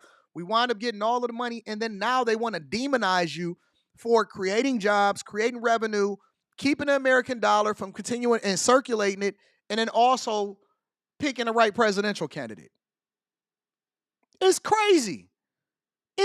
How you going to listen? These are people that have never had a regular job in their life. Bernie Sanders has been being paid by Elon Musk tax dollars for his entire life. And then they're sitting there. They are the ones that are the beneficiaries of all of these tax dollars. And they're sitting there criticizing you for creating the companies that ultimately people have jobs from. Do you know that Tesla actually is one of the very few companies that offered equity to their employees that were putting together their cars on a factory floor, and some of those employees got rich too? That you could have chose to take compensation through equity into the company, similar like everybody else, or you could have just got a regular paycheck. Most of them took a regular paycheck. Some of them decided that they wanted to get paid in equity, and they got rich as a result of it. So what, you gonna penalize them too? A handful of people like Musk, who will soon be part of the Trump administration, and others. When you have 3 people owning more wealth than the bottom half of American society, when these people have enormous influence over the media, when they spend huge amounts of money in both political parties to elect candidates. What Biden said last night is we're moving toward an oligarchy. I'm asking you that question. Do you think, forget how they made their money, do you think that when so few people have so much wealth and so much economic and political power, that that is an oligarchic form of society? Well, I would note that President Biden gave the Presidential Medal of Freedom to 2 people who I think would qualify for his oligarchs. So this is not a condemnation of any one individual. I'm just asking you, when so few people have so much wealth and power, but do you think that that is an oligarchic form of society? Senator, I think it depends on the ability to move up and down the income. No, that's not really the answer. I mean, even if you had that mobility, no matter who those individuals might be. All right, but let me ask you another question. Right now in America, we have over 22 million workers who are making less than $15 an hour, and nearly 40 million people in our country earning less than $17 an hour. Shamefully, the federal minimum wage, despite the efforts of myself and other people here, have not been raised since 2009 and remains an unbelievable $7.25 an hour. Will you work with those of us who want to raise the federal minimum wage to a living wage to take millions of Americans out of poverty? Senator, I believe that the minimum wage is more of a statewide and regional issue. So you don't think we should change? Correct. Every single state determines their own minimum wage. It's so great when you have intelligent people that don't get emotional, that can answer questions directly. Yo, when the Democrats was being funded and is being funded by George Soros, nobody sat and complained. The minute that you had billionaires all coming together to endorse Donald Trump, now everybody want to get all up in arms. Is the federal minimum wage of $7.25 an hour? No, sir. Okay. Mr. Bessent, millions of working class Americans who are struggling to keep their heads above water are paying outrageously high interest rates on their credit cards. That is a choice. Hey, when do we take personal responsibility for the things that we decide that we want to sign up for? If you get Dave Ramsey exists for free. You can go and get the baby steps from Dave Ramsey. I see people on the internet going off and killing Dave Ramsey and saying that he's out of touch and we don't want to listen to the baby steps anymore. You can go and basically, even though he sells it, you can basically go and Google Dave Ramsey's baby steps and follow it step by step, because Dave Ramsey is not for us, right? Dave Ramsey is for people that's even trying to get up to the starting line. I then go into how you can leverage once you get past the starting line to then get rich and then invest in assets and all of this other type of stuff. So I think that there's room for multiple different people within the finance space that operate ethically to give you information. Dave Ramsey gives you baby steps. Cut up the credit cards, do this, do that. And then y'all fight him and say, no, we don't think that that should happen. No, we want our points. We want our points. Okay, you miss, you one time you don't pay off the entirety of your bill, you wipe out any other benefit that came along with any of those points that was coming in the first place. Was it worth it? Was it worth it? Having a credit card and charging up monies is a choice. That is not something that you were made to do. Why do people keep acting like somebody put a gun to their head and say, hey man, get a credit card and charge all of that up? That is your own personal responsibility. When you went to school and you took out these student loans in order to get an African American studies degree, and you took the refund and you went and got some Timberlands, some Jabos, all of that back in the day, guess what? That was a personal choice. You took the money and you did what you wanted to do with it. You didn't even use it for your education, and you didn't pick a good curriculum. Whose fault is that? Is that the American taxpayers' responsibility to now pay off your student loans? This is crazy, bro. Over half the American people who take out new credit cards are being charged interest rates of over 24%. 24%. And if you see that, what do you do? When you see that, what do you do? Do you say, you know what? I'm going to go for it anyway? You have to agree to the interest rate. They put it in these big old black bold letters that they send it to you before you even agree to apply for that card, let alone accept it. And you took it and you say, yep, I'm a winner. During his campaign, President-elect Trump promised that he was going to cap credit card interest rates at 10%. I happen to think that that is a very good idea, and I will soon be introducing legislation to do just that. Will you, as if you are confirmed, be supportive of what President-elect Trump said and what I want to see happen, and that is to cap credit card interest rates at 10%? Senator, I think we can both agree that many credit card companies have been bad actors throughout history, and I will get back to you once. Now, very simple question. Trump said he wants to cap credit card interest rates at 10%. I agree with him. Will you be supportive of what Trump and I would like to do? When President Trump takes office, and if I am confirmed, I will follow what President Trump wants to do. Great answer. Anyways, ultimately, I think that it's personal responsibility that needs to be extended. This should not be an issue where we're sitting there having a conversation about if people are under duress. Well, guess what? Go file for bankruptcy. Go get a second job. Go take care of your business. Lower your lifestyle. You don't deserve to be driving a new car, let alone a Mercedes. That is reserved for the people that have been fiscally responsible and have taken care of their business. We don't all deserve car. We don't deserve a new car. Sometimes we don't deserve cars at all. Well, what am I going to do if I'm not going to get a car? You know what they got? They got something called a bus. But I'm going to look bad for my friends, and that's why you broke. Make sure y'all hit a like for the algorithm, subscribe to the channel, and turn on your notifications. Let me read some of these super chats, and then we're going to get over to Maryland. Jalen Hawkins says, I'm sorry for having you trip up on those words. I'll use punctuation from now on, big dog. Trip up on what words? What did you trip up on? What did I trip up on? Anyway, why doesn't anyone talk about Soros? Because then that would then make them look like hypocrites.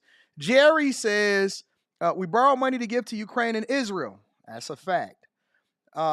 Manifest Love says Dems have always spent money like drunken sailors. Republicans have historically too. I'm going to say that also. Let's not forget Bush eras. Chip Burner says AOC is pro chicks on that. It's the Millionaire Morning Show. Doug Dub says, shout out to you and the Chasers. Thanks for promoting a culture of accountability and going to the next level. The minute that you take control of your own life is the minute that you get rich. Wealth Building Journey says the only Congress people who aren't enormously rich yet are those who got recently elected. They'll get there. We need congressional term limits as soon as possible. Not going to happen. They're not going to vote against their own best interest. What in the World TV says Bernie is fake with the millions in his account. Yes, he is. Ryder Guy says, I remember when politicians said millionaires were bad. Then all politicians became millionaires, and now they're saying billionaires are bad. Well, I'm just waiting on the first billionaire congressperson. Most people aren't long-term thinkers. Most people are in survival mode. Aaron L says a G League player would average 80 in the WNBA and have unlimited win. They would have no problems running up and down them stupid courts. AD, just a small token of my gratitude for sharing your financial wisdom with us. Although I have ways to go, I'm using your advice to change the way that I approach my own finances. Shout out to LT and everybody making adjustments. That's what we pray for when we do our prayers in the morning. They raise the minimum wage, everything else goes up. Well, guess what? There's legislation in Michigan to get rid of tips and raise the wage that they pay people that work at bars and bartenders and all of that. People that work in bars, bartenders, and all of that, they're actually against it.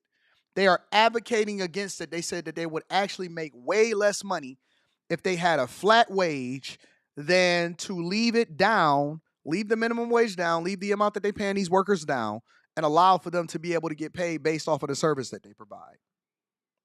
Most workers here in Michigan that work as bartenders, servers, etc., are against the legislation being introduced here that says that they want to have a flat wage. Instead, they would prefer to have it the way that it is because they make way more money as a result of it. Anyways, and then Mr. Joe says Proverbs 22:7. Shout out to Mr. Joe. I appreciate you. Thank you to everybody that continues to contribute into the platform. Make sure y'all hit a like for the algorithm. Subscribe to the channel. Have y'all hit a like yet? Have y'all hit a like yet? For the greatest morning show, not millionaire morning show, but the greatest morning show on earth.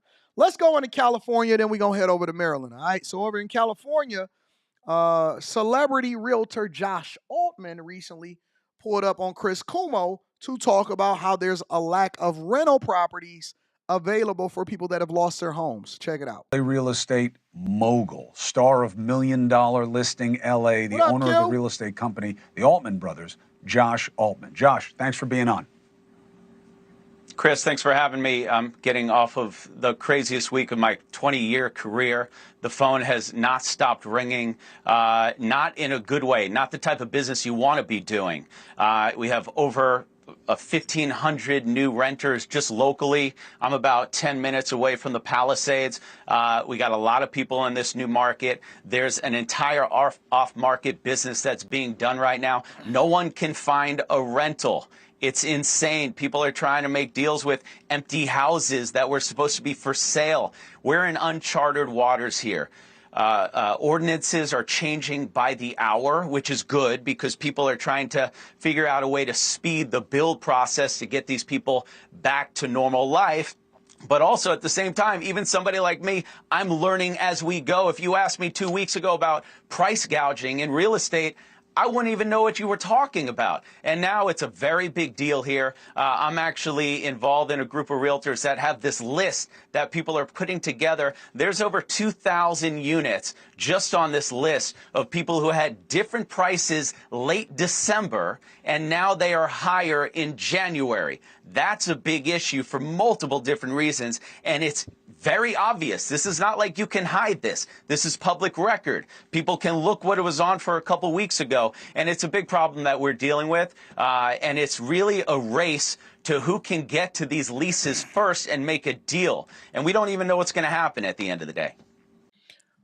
I personally, as the capitalist and capitalistic person that I am not against raising your rents if you have a property that was available for rent and now people want to rent it when they wasn't trying to rent it before. Back then you didn't want me. Now I'm hot, they all on me.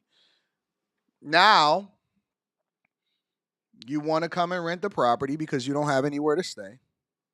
I am not against raising the price of the brick. The market determines the number. The market determines the number. Otherwise, go live with Gam Gam back in the cold Midwest. Go move over to Pennsylvania. Listen, nobody is required to stay in California. That is the unfortunate reality, is that the market determines, because see, nobody is going to hit a bottom. Nobody's going to have a minimum. They're not going to say, hey, listen, this is the minimum that we're allowing for renters to be able to keep their properties at. And so if it goes below market value, then you fine. We only want to have a maximum. Oh, wait. You can't raise your rent up that high. What you going to tell me? This is my property. I own this. How can somebody regulate how much I'm going to list my property for rent? Because you don't have to buy it. The market determines the rate. I don't care about your disaster. I don't care about your situation. I don't care about it. You should have had better legislators. You should have had some water inside your fire hydrants, and you should have held your leaders accountable. It's not my responsibility to make sure that your family got a place to stay. I got a business to run here, guys. Y'all said, come on, Anton. Come on, what? Come on, what? What? Come on, what? What am I supposed to do? Tell me. You tell me. See, I want you to put yourself in the shoes of the person that owns the home. Because so many people, they can't fathom it. They can't imagine being in a position of power. And so they only look at it from the dusty mindset. They only look at it from the people under duress. You're never looking at it from the perspective of the person that is the owner of the house. When the pandemic hit, nobody cared. Nobody cared about landlords during the pandemic. For the last 4 years, you know what landlords have been dealing with? Squatters, people not paying their rent, people going to court, taking them to court, costing them money, all of this other stuff. Because contrary to popular belief, most people that rent properties that are not institutional investors only own 1 or 2 properties. They're not massive landlords like that. And so when they instituted the rent moratorium, guess who paid the price for you staying there for free? Landlords. There are no protection in a capitalistic society. There are no protections for the person that is listing their property. You can come in, you can tear up, you can squat, you can leave it the way that you want to leave it, and you just can, max you can do is take the security deposit. That's it. Take the security deposit, that's it. Can't even get them out your own property, Now, people are feeling some type of way. I can't believe it. I can't find a place to live. Well, go somewhere else. Go to a different state. Go to Las Vegas. Go to Arizona. Go to Arkansas, where you can afford to be there. Honestly, I'm going to be honest with you. When I was in the shower this morning and I was thinking about this because I had already prepared the show, I was trying to figure out if it was a buying opportunity for us over here in California. Is it a way we can snap up some cheaper land? I know California land ain't never going to be cheap, but is it a way for us to snap up cheaper land? Build some properties out there? Let's continue. Well, I get the price pressure of supply and demand in this situation. That was going to happen. Yep. But the state made the 10% rule. How are they getting around the 10% rule? Off-market deal, baby. Well, we're going to see what the punishment is, right? Because we don't even know what that is yet. People who have learned about it, like us, for instance, we've had meetings with our brokerage. We can't even take those listings if that's the case. We don't want to be anywhere near them because you're going to get dragged into them on a real estate agent front as well. So it'll be interesting to see. What I'm hearing is if you were on for $10,000 a month, for example, and you raised it to $20,000 a month, that tenant, once they're in that house, I would be very surprised if they're not able to get the entire difference of that $10,000 back if they go out and hire an attorney. There's gonna be so much of it. You have to realize we signed $250 million worth of listings in the past week. We usually do that in a month and a half. There's more properties flooding the market, both for sale and for lease. I have 50 friends just personally with houses that I've sold that have lost their houses completely, and they're... Rita, I'm seeing people in the chat. Shout out to the chat. Chat, I love y'all. Y'all are the co-hosts of the show. I'm seeing people in the chat saying that they moved the inauguration indoors. Can you check on that? When you get a chance, no rush.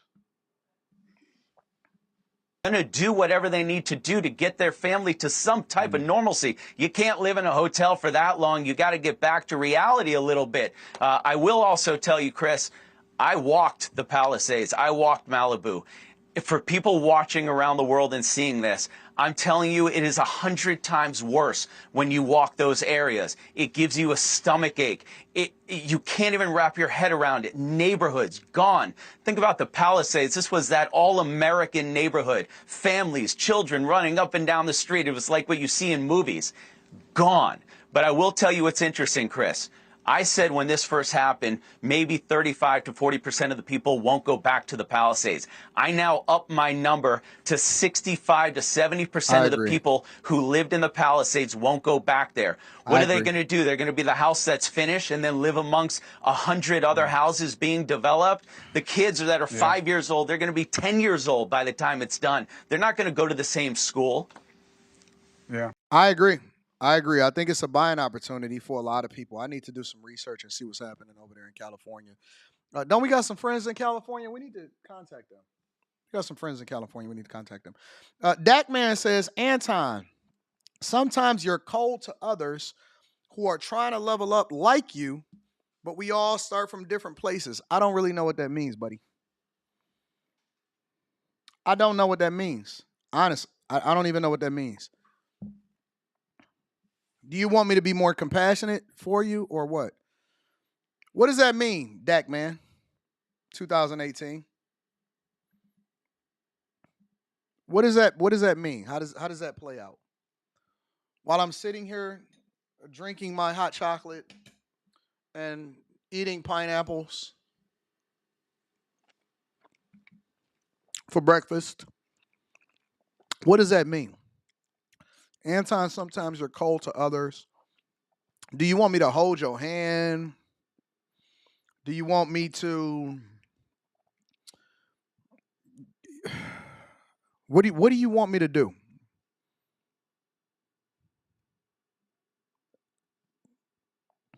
You want me to be compassionate towards your situation? How does that work? I don't understand. Before I go into it, before I have a conversation about it, I'm going to give you an opportunity to explain.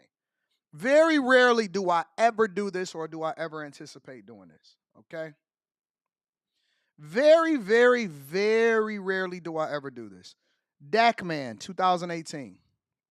Only for Dak Man 2018. I'm going to drop a link in the chat. And I would like to better understand your plight. You don't have to be on camera. Explain it to me. Help me to understand it. So I'm going to go ahead and put that in the chat for Dak Man. All right? There you go.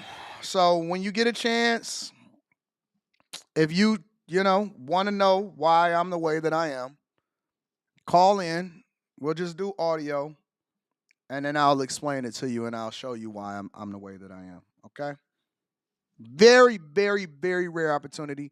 I haven't done a coaching call. I've stopped doing coaching calls. I'm not even sure when I'm going to start back coaching calls and all of that. So I dropped the link in the chat. I'll drop it one more time. If you decide that you want to call in and have a conversation, we'll spend 5 minutes talking about it. Otherwise, we're going to go ahead and move on, all right? Let me read some of these super chats, and then we're going to go from there. Common Sense Expert says, 80, thanks to your advice, I paid off my mortgage. That's why I don't do it.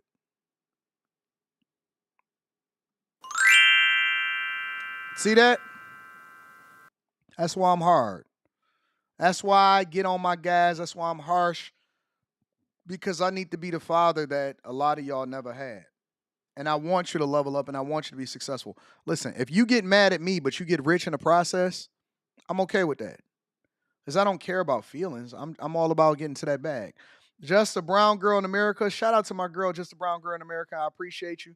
April says, yesterday's price is not today's price. Shout out to April. I love you, April. Solution Trucking Channel goes on to say, I don't think you are the same as what they are doing in Cali. You haven't raised prices on the Patreon, and you even said you don't raise rents on your properties. What they are doing is immoral. No, that is the choice that I decide to make. But let's be clear. Let's be very, very clear. Very clear. I get the people around me on a regular basis say, Anton, you need to raise prices. You have to. The people that are closest to me,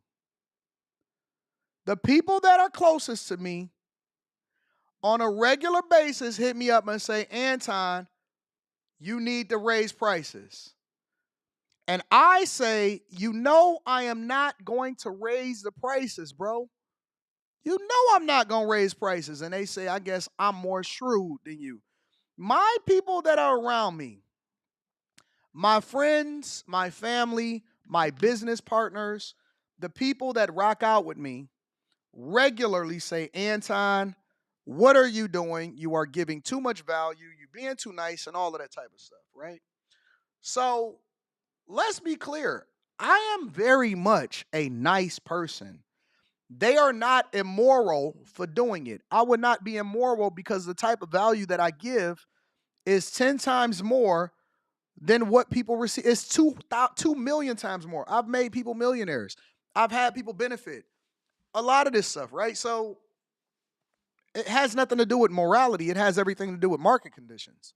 The minute that y'all start removing how you feel about things, the minute that you start removing how you feel versus what the reality is from a business perspective, then you will be successful. But y'all keep letting y'all feelings and y'all emotions control you. You let your feelings and your emotions control you. That was just yesterday that I was texting back and forth with a buddy of mine. And I said, listen, man, I'm not about to raise prices. I'm not going to raise prices. Do people appreciate it? Probably not. But it's just because I'm not in the business of necessarily just making money. I believe that God has blessed me and that I'm going to be successful financially regardless. And to be honest with y'all, the people that support the platform and the people that, pour into me on a regular basis, I don't ask for it, but that just shows you that they kind of subsidize the Dusties. Solution Trucking Channel, you sending this super chat is subsidizing somebody else's price. So now I can keep prices as low as possible because I figure out how to make money in other ways. Do I believe that I'm getting paid the value of what I give to other people? Absolutely not. But I don't trip about it because it's not just about the money, it's adding value, and then I'm smart enough and wise enough and I'm strategic enough to be able to figure out how to make money in other ways. So I'll give you an example, right? I would rather front load the money and buying the property outright so that I don't have to make a mortgage and interest payment. So then I pass that savings over into whomever rents from me. Now, what does that do, right? What that does is it allows for me to have a better relationship, to have a longer term tenant, which I don't have to worry about them ever leaving the property or not paying their rent because they're very, very happy to be in there and they're never going to miss out on that opportunity. But at the same time, I get to pass that savings on to them. What also does it do? What does it do? It allows for me to make the exact same amount of money as everybody else. So my blessings are passed on. I could use that blessing to make more money because I make the same amount of money. Actually, I make a little bit more money than somebody who has a mortgage that didn't front load the money to buy the property outright. Because I was blessed enough to be able to front load the money and buy the property outright, I still make the same amount of profit. I just pass the savings on to the consumer. I pass the savings on to the renter. So we both make the same money. I just had to put more money up front in order to do better business, but I get mines on the back end because I don't have so much turnover. I don't have renters leaving the property. I don't have people tearing up the property. I don't have to do as much maintenance to the property because the people then take care of the property better than somebody who has a traditional renter because they appreciate the fact that their rent has stayed the same for the entirety of the time that they've been in the property. So I think differently as a businessman. That has nothing to do with being immoral when it comes to them taking advantage of the market price and the market conditions. I just figure out how to make money differently. It doesn't mean that they're wrong for the market conditions that's presented to them. They may have some up and down in the future of people leaving the property and then them going back into not being able to rent the property later. I don't think about it like that. I figure out, okay, listen, what is best for the consumer? because the consumer ultimately is going to be the one that makes sure that I'm taken care of. They benefit as a result of it. We all could win. Us having a long-term great relationship would ultimately yield better results financially. If I keep the prices as low as possible for the bag chasers and the Patreon, there's some people that's been paying $9 since I started the Patreon. I've never raised the price. If I keep the price as low as possible, maybe they learn from me. We wind up doing business together and we generate way more revenue, which I've done with a lot of the bag chasers. I don't like high turnover. I solve for problems proactively that allows for us to be a lot more profitable as a company. It's the same thing I think of when it comes to compensation. Well, I can hire 3 people and pay them, $70,000, $80,000 a year, or I can hire 1 person and keep them on board because I know that it's a strong possibility that it's hard to find a job that pays you $240,000 a year. So I'd rather pay 1 person $240,000, have them work their ass off, and they will love it, but they'll live a phenomenal life, versus paying 3 people that do substandard work or doing just okay work, $80,000 a piece. Which one would you rather have? And so I think about those things. That's the things that I have to establish as a cultural norm inside of my companies versus, the people that think that it makes more sense to just do it regularly. My job is to outthink you. My job is not to outwork you. My job is to outthink you. It is not to outwork you. I've never had a tenant leave a property. It's a reason for that. I've never had a problem with people paying rent even during the pandemic. It's a reason for that. I've never had a tenant take advantage of the rent moratorium. It's a reason for that. Because they know that once that rent moratorium was up, they getting the hell out of my property if they did me dirty. Why would they mess up the relationship?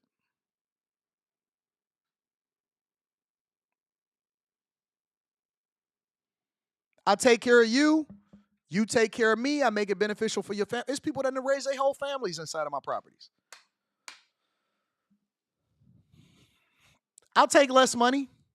I'll figure out how to make it up on the back end. All day long. I do that in my deals. Even with my sponsor. Well, I ain't going to keep on giving y'all all of this information. Anyways, let's continue on with the show. It costs you way more to have turnover than to just keep good people in there and build relationships. Happy Girl says they can move west to Western Pennsylvania if they have plenty of room and hills and mountains. I love PA. Green Monster says he just ran a story where a super got killed trying to collect rent. I did. And she stabbed him to death. And then put his body under her bed. You must always think like a businessman. Stop voting for people who are pandering to poor and do nothing for the poor. Just a Brown Girl in America says they doing that so that the people can't enjoy no tax on tips Trump putting in. Preston Walker says no bag from the Fridays. Good looking on being you. Thank you, my dog. I appreciate you. Slim Jimmy says go to any state you want to except my Texas. Nope, go to Texas. Still playing a victim in 2025, huh, bro? Said Cody Marshall. Sub-Zero says rented my SoCal home in 2021 for $7,500 during the pandemic before selling. My mortgage was only $1,900. You killed it, bro. Corporations were seeking homes for relocating executives. Bought it in 2011 for $300,000. Sold it for $1.1 million. I don't know if you should have sold that one though. Listen. Sub. That's a great play. If you are making 300% on your money, if your mortgage was $1,900 and you were making $7,500, I don't know if I would have ever sold that one. I think that that's an asset.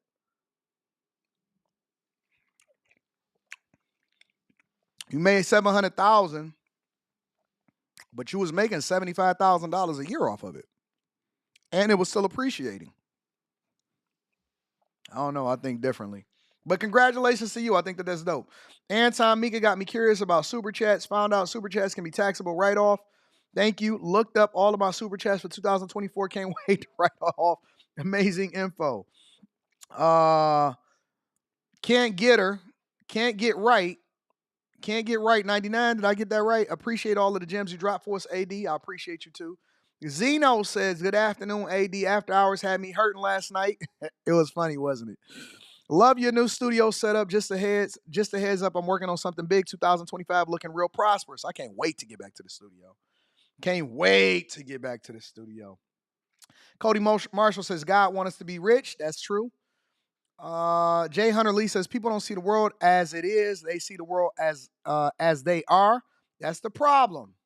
Josh Epps Sr. says, crazy how you talking about emotions.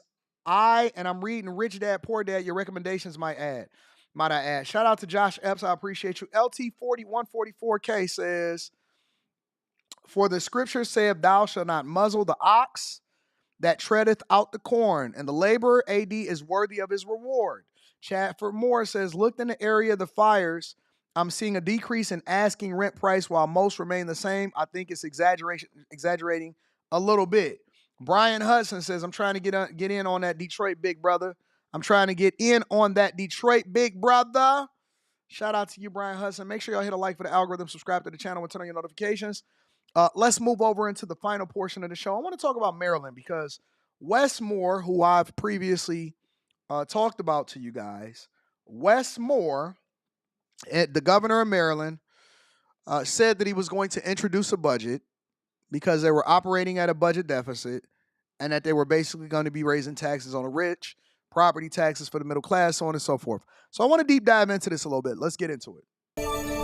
Well, Maryland is facing a $3 billion budget shortfall, and lawmakers have just a few months to figure out how to fix that. Yeah, so today our Maryland Bureau Chief Brad Bell sat down with Governor Wes Moore for an exclusive interview to learn more about the governor's proposal for how to compensate for that extreme lack in cash flow. Brad?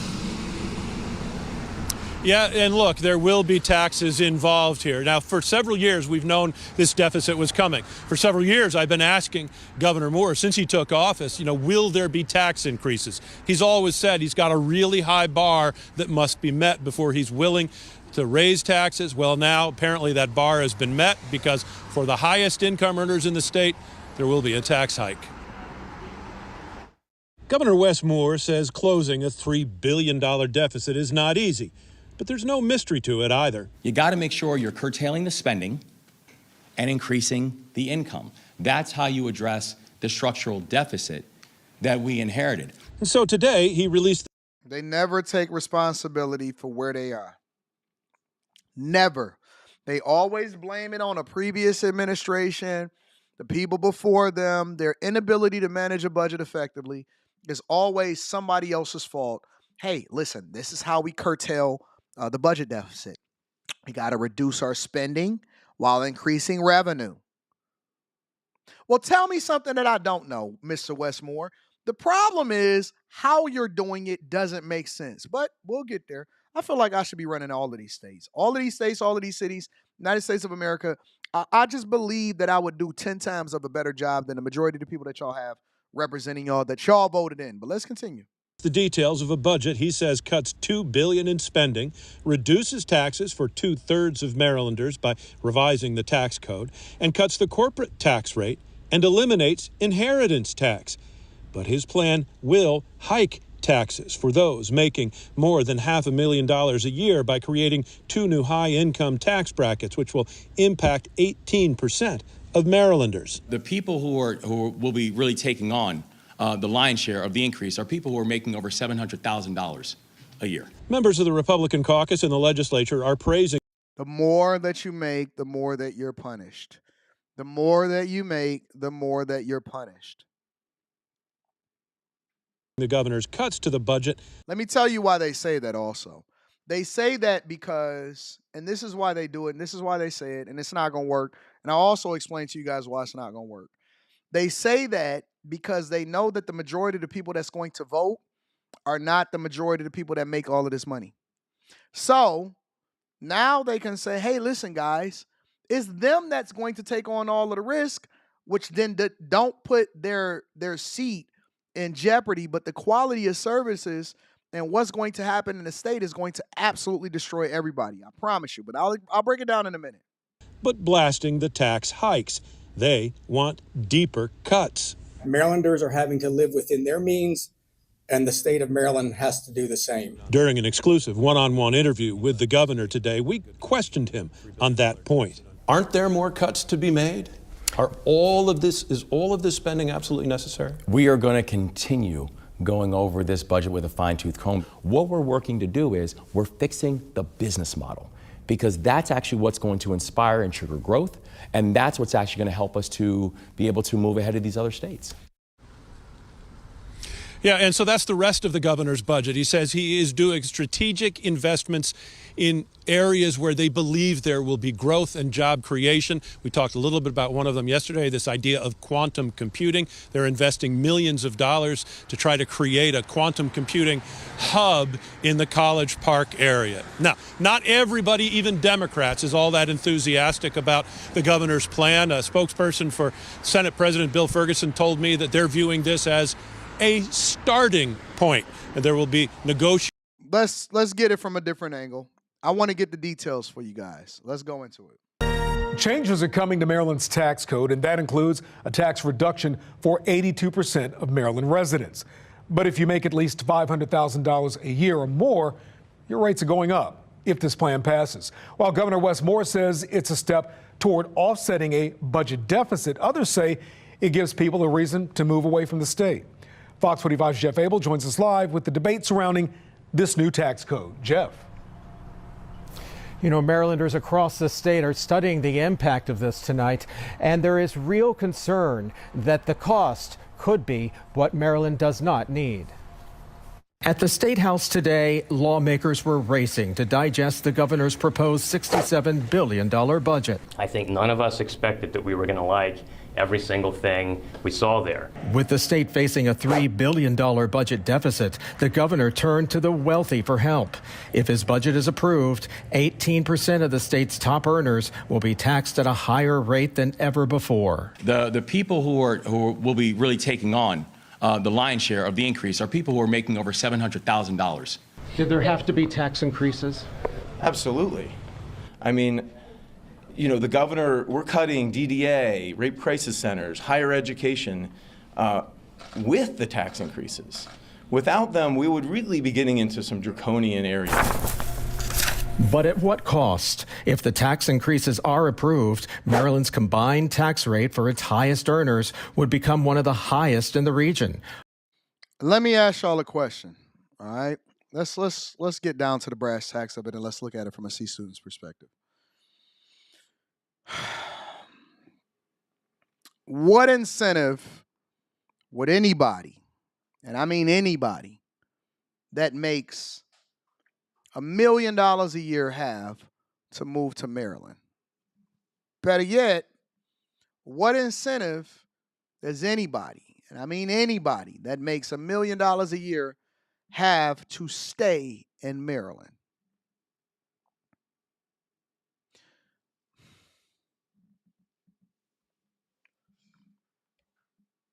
When you're the girl that's not necessarily born with pretty privilege, you have to do other things because you can't have a bad attitude and not be born with pretty privilege at the same time. You got to do other things. You got to be fit. You got to be tight with your body. You got to have a good attitude. You have to be smart, wise. You have to do things to separate yourself to make you more competitive in the marketplace, because the market doesn't care about what you feel or what you think you deserve. The market only cares about the results. And if you want the results, you got to do things that other people are unwilling to do, because that's just the way that it is. If you are a guy that is 6'6" and you are just genetically gifted, guess what? If you are a guy that is 5'7", you're going to have to make some adjustments. You don't have the same privilege as the guy that is 6'6". You got to work harder. You got to grind more. Even if you're on a basketball court, listen, you got to be a better passer It's a reason why Chris Paul has been in the league for as long as he is. Chris Paul ain't in the league as long as he is because he's just the greatest basketball player of all time. But he's made more money. He's generated more revenue. He's got some great contracts. But he moves differently. He has to make some adjustments. We're all blessed with gifts. Some of them may not be as obvious as others. The reason why people live and move over to California, for example, is because Californians understand that they have a blessing on their hand that maybe other states and other cities don't take advantage of. They have phenomenal weather. Same thing for Miami and southern Florida. Over in New York, they got a blessing. They got a privilege. They are the finance capital of the world. And so people are willing to endure cold weather for better opportunities. I say all this to say this. You can't do the same thing that they do over in California if you are Maryland. You know why? Because the suitors have the option and the ability to move. So when they don't like the fact that you want to propose, listen, if you're going to propose to me California taxes, why don't I just go and live in California? Why can't I go and move over to Dallas where they don't even have a state tax? Why wouldn't I go over to Florida where I can afford to do what I want to do and I can live like a king and I still don't have to pay taxes on my earnings over there in Florida? Why wouldn't I move? You can't be ugly and have a bad attitude. You can't have a little penis and be broke. That is reserved homosexuals and couch surfing on women's places. That is reserved for the people that know how to lay it down.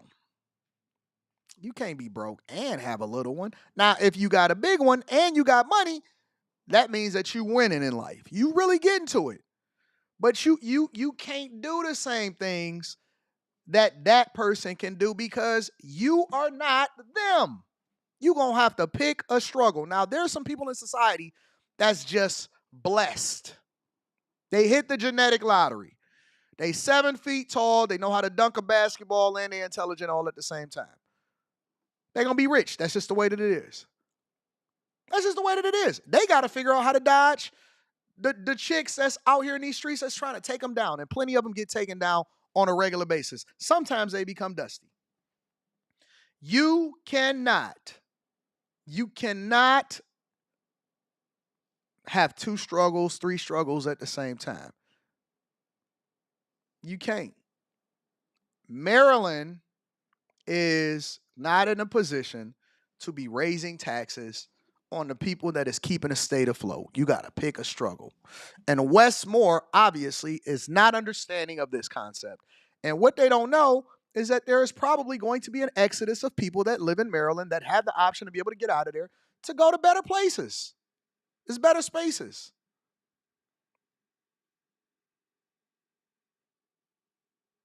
They can't afford to. You're going to have to pick a struggle.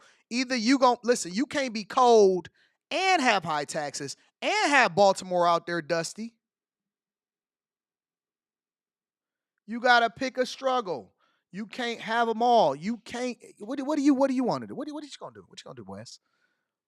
He out here running people out of the state and they about to have some of the highest taxes in the entire United States of America? Nope. That's not how I go. A woman will live and struggle with a guy for a long time as long as she see potential in him and she can get that temporary relief. And you know what I'm talking about that temporary relief.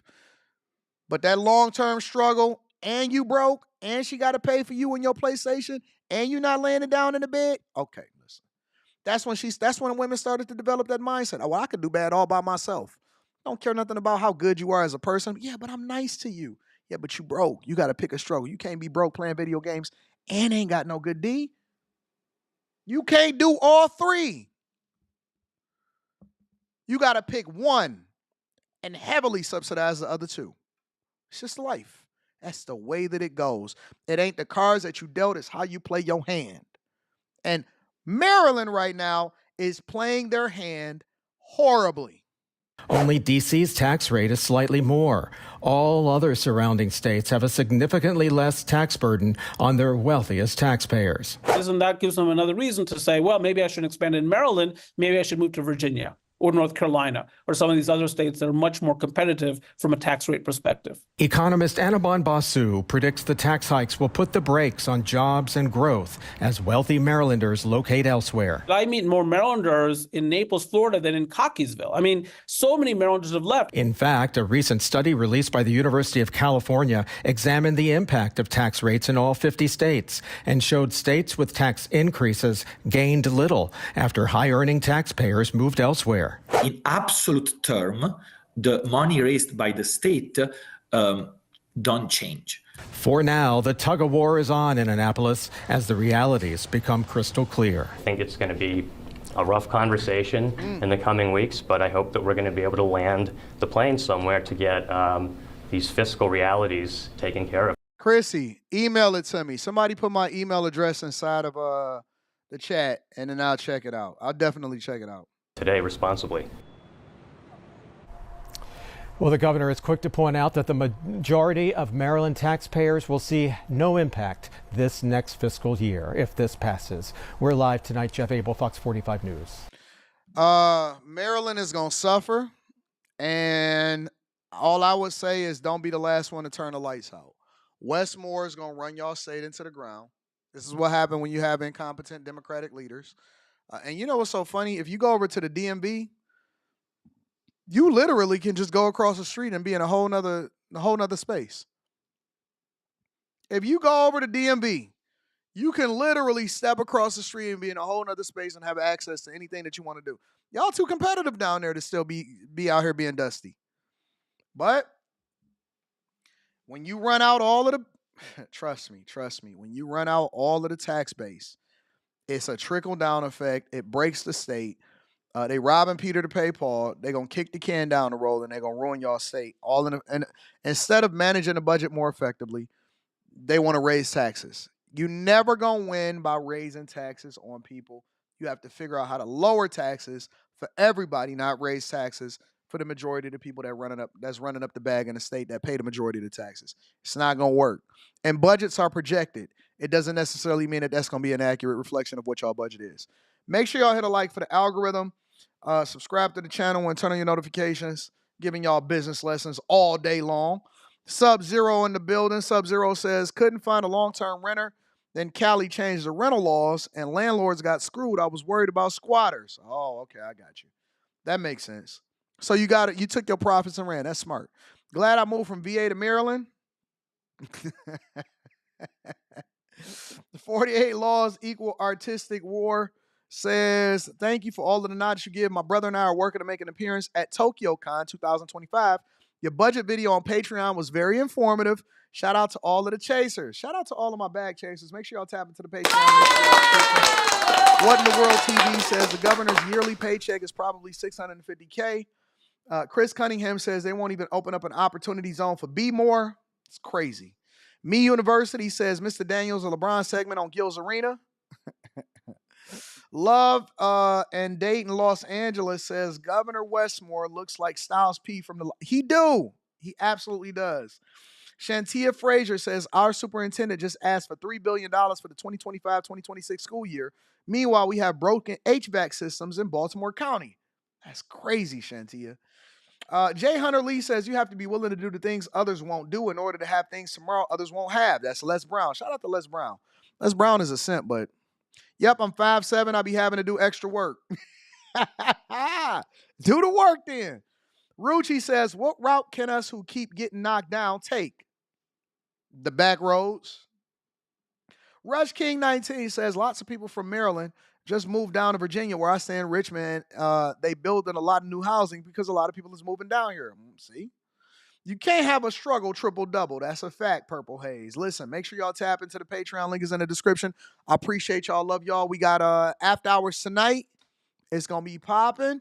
And another great show in the books. Give yourselves a round of applause.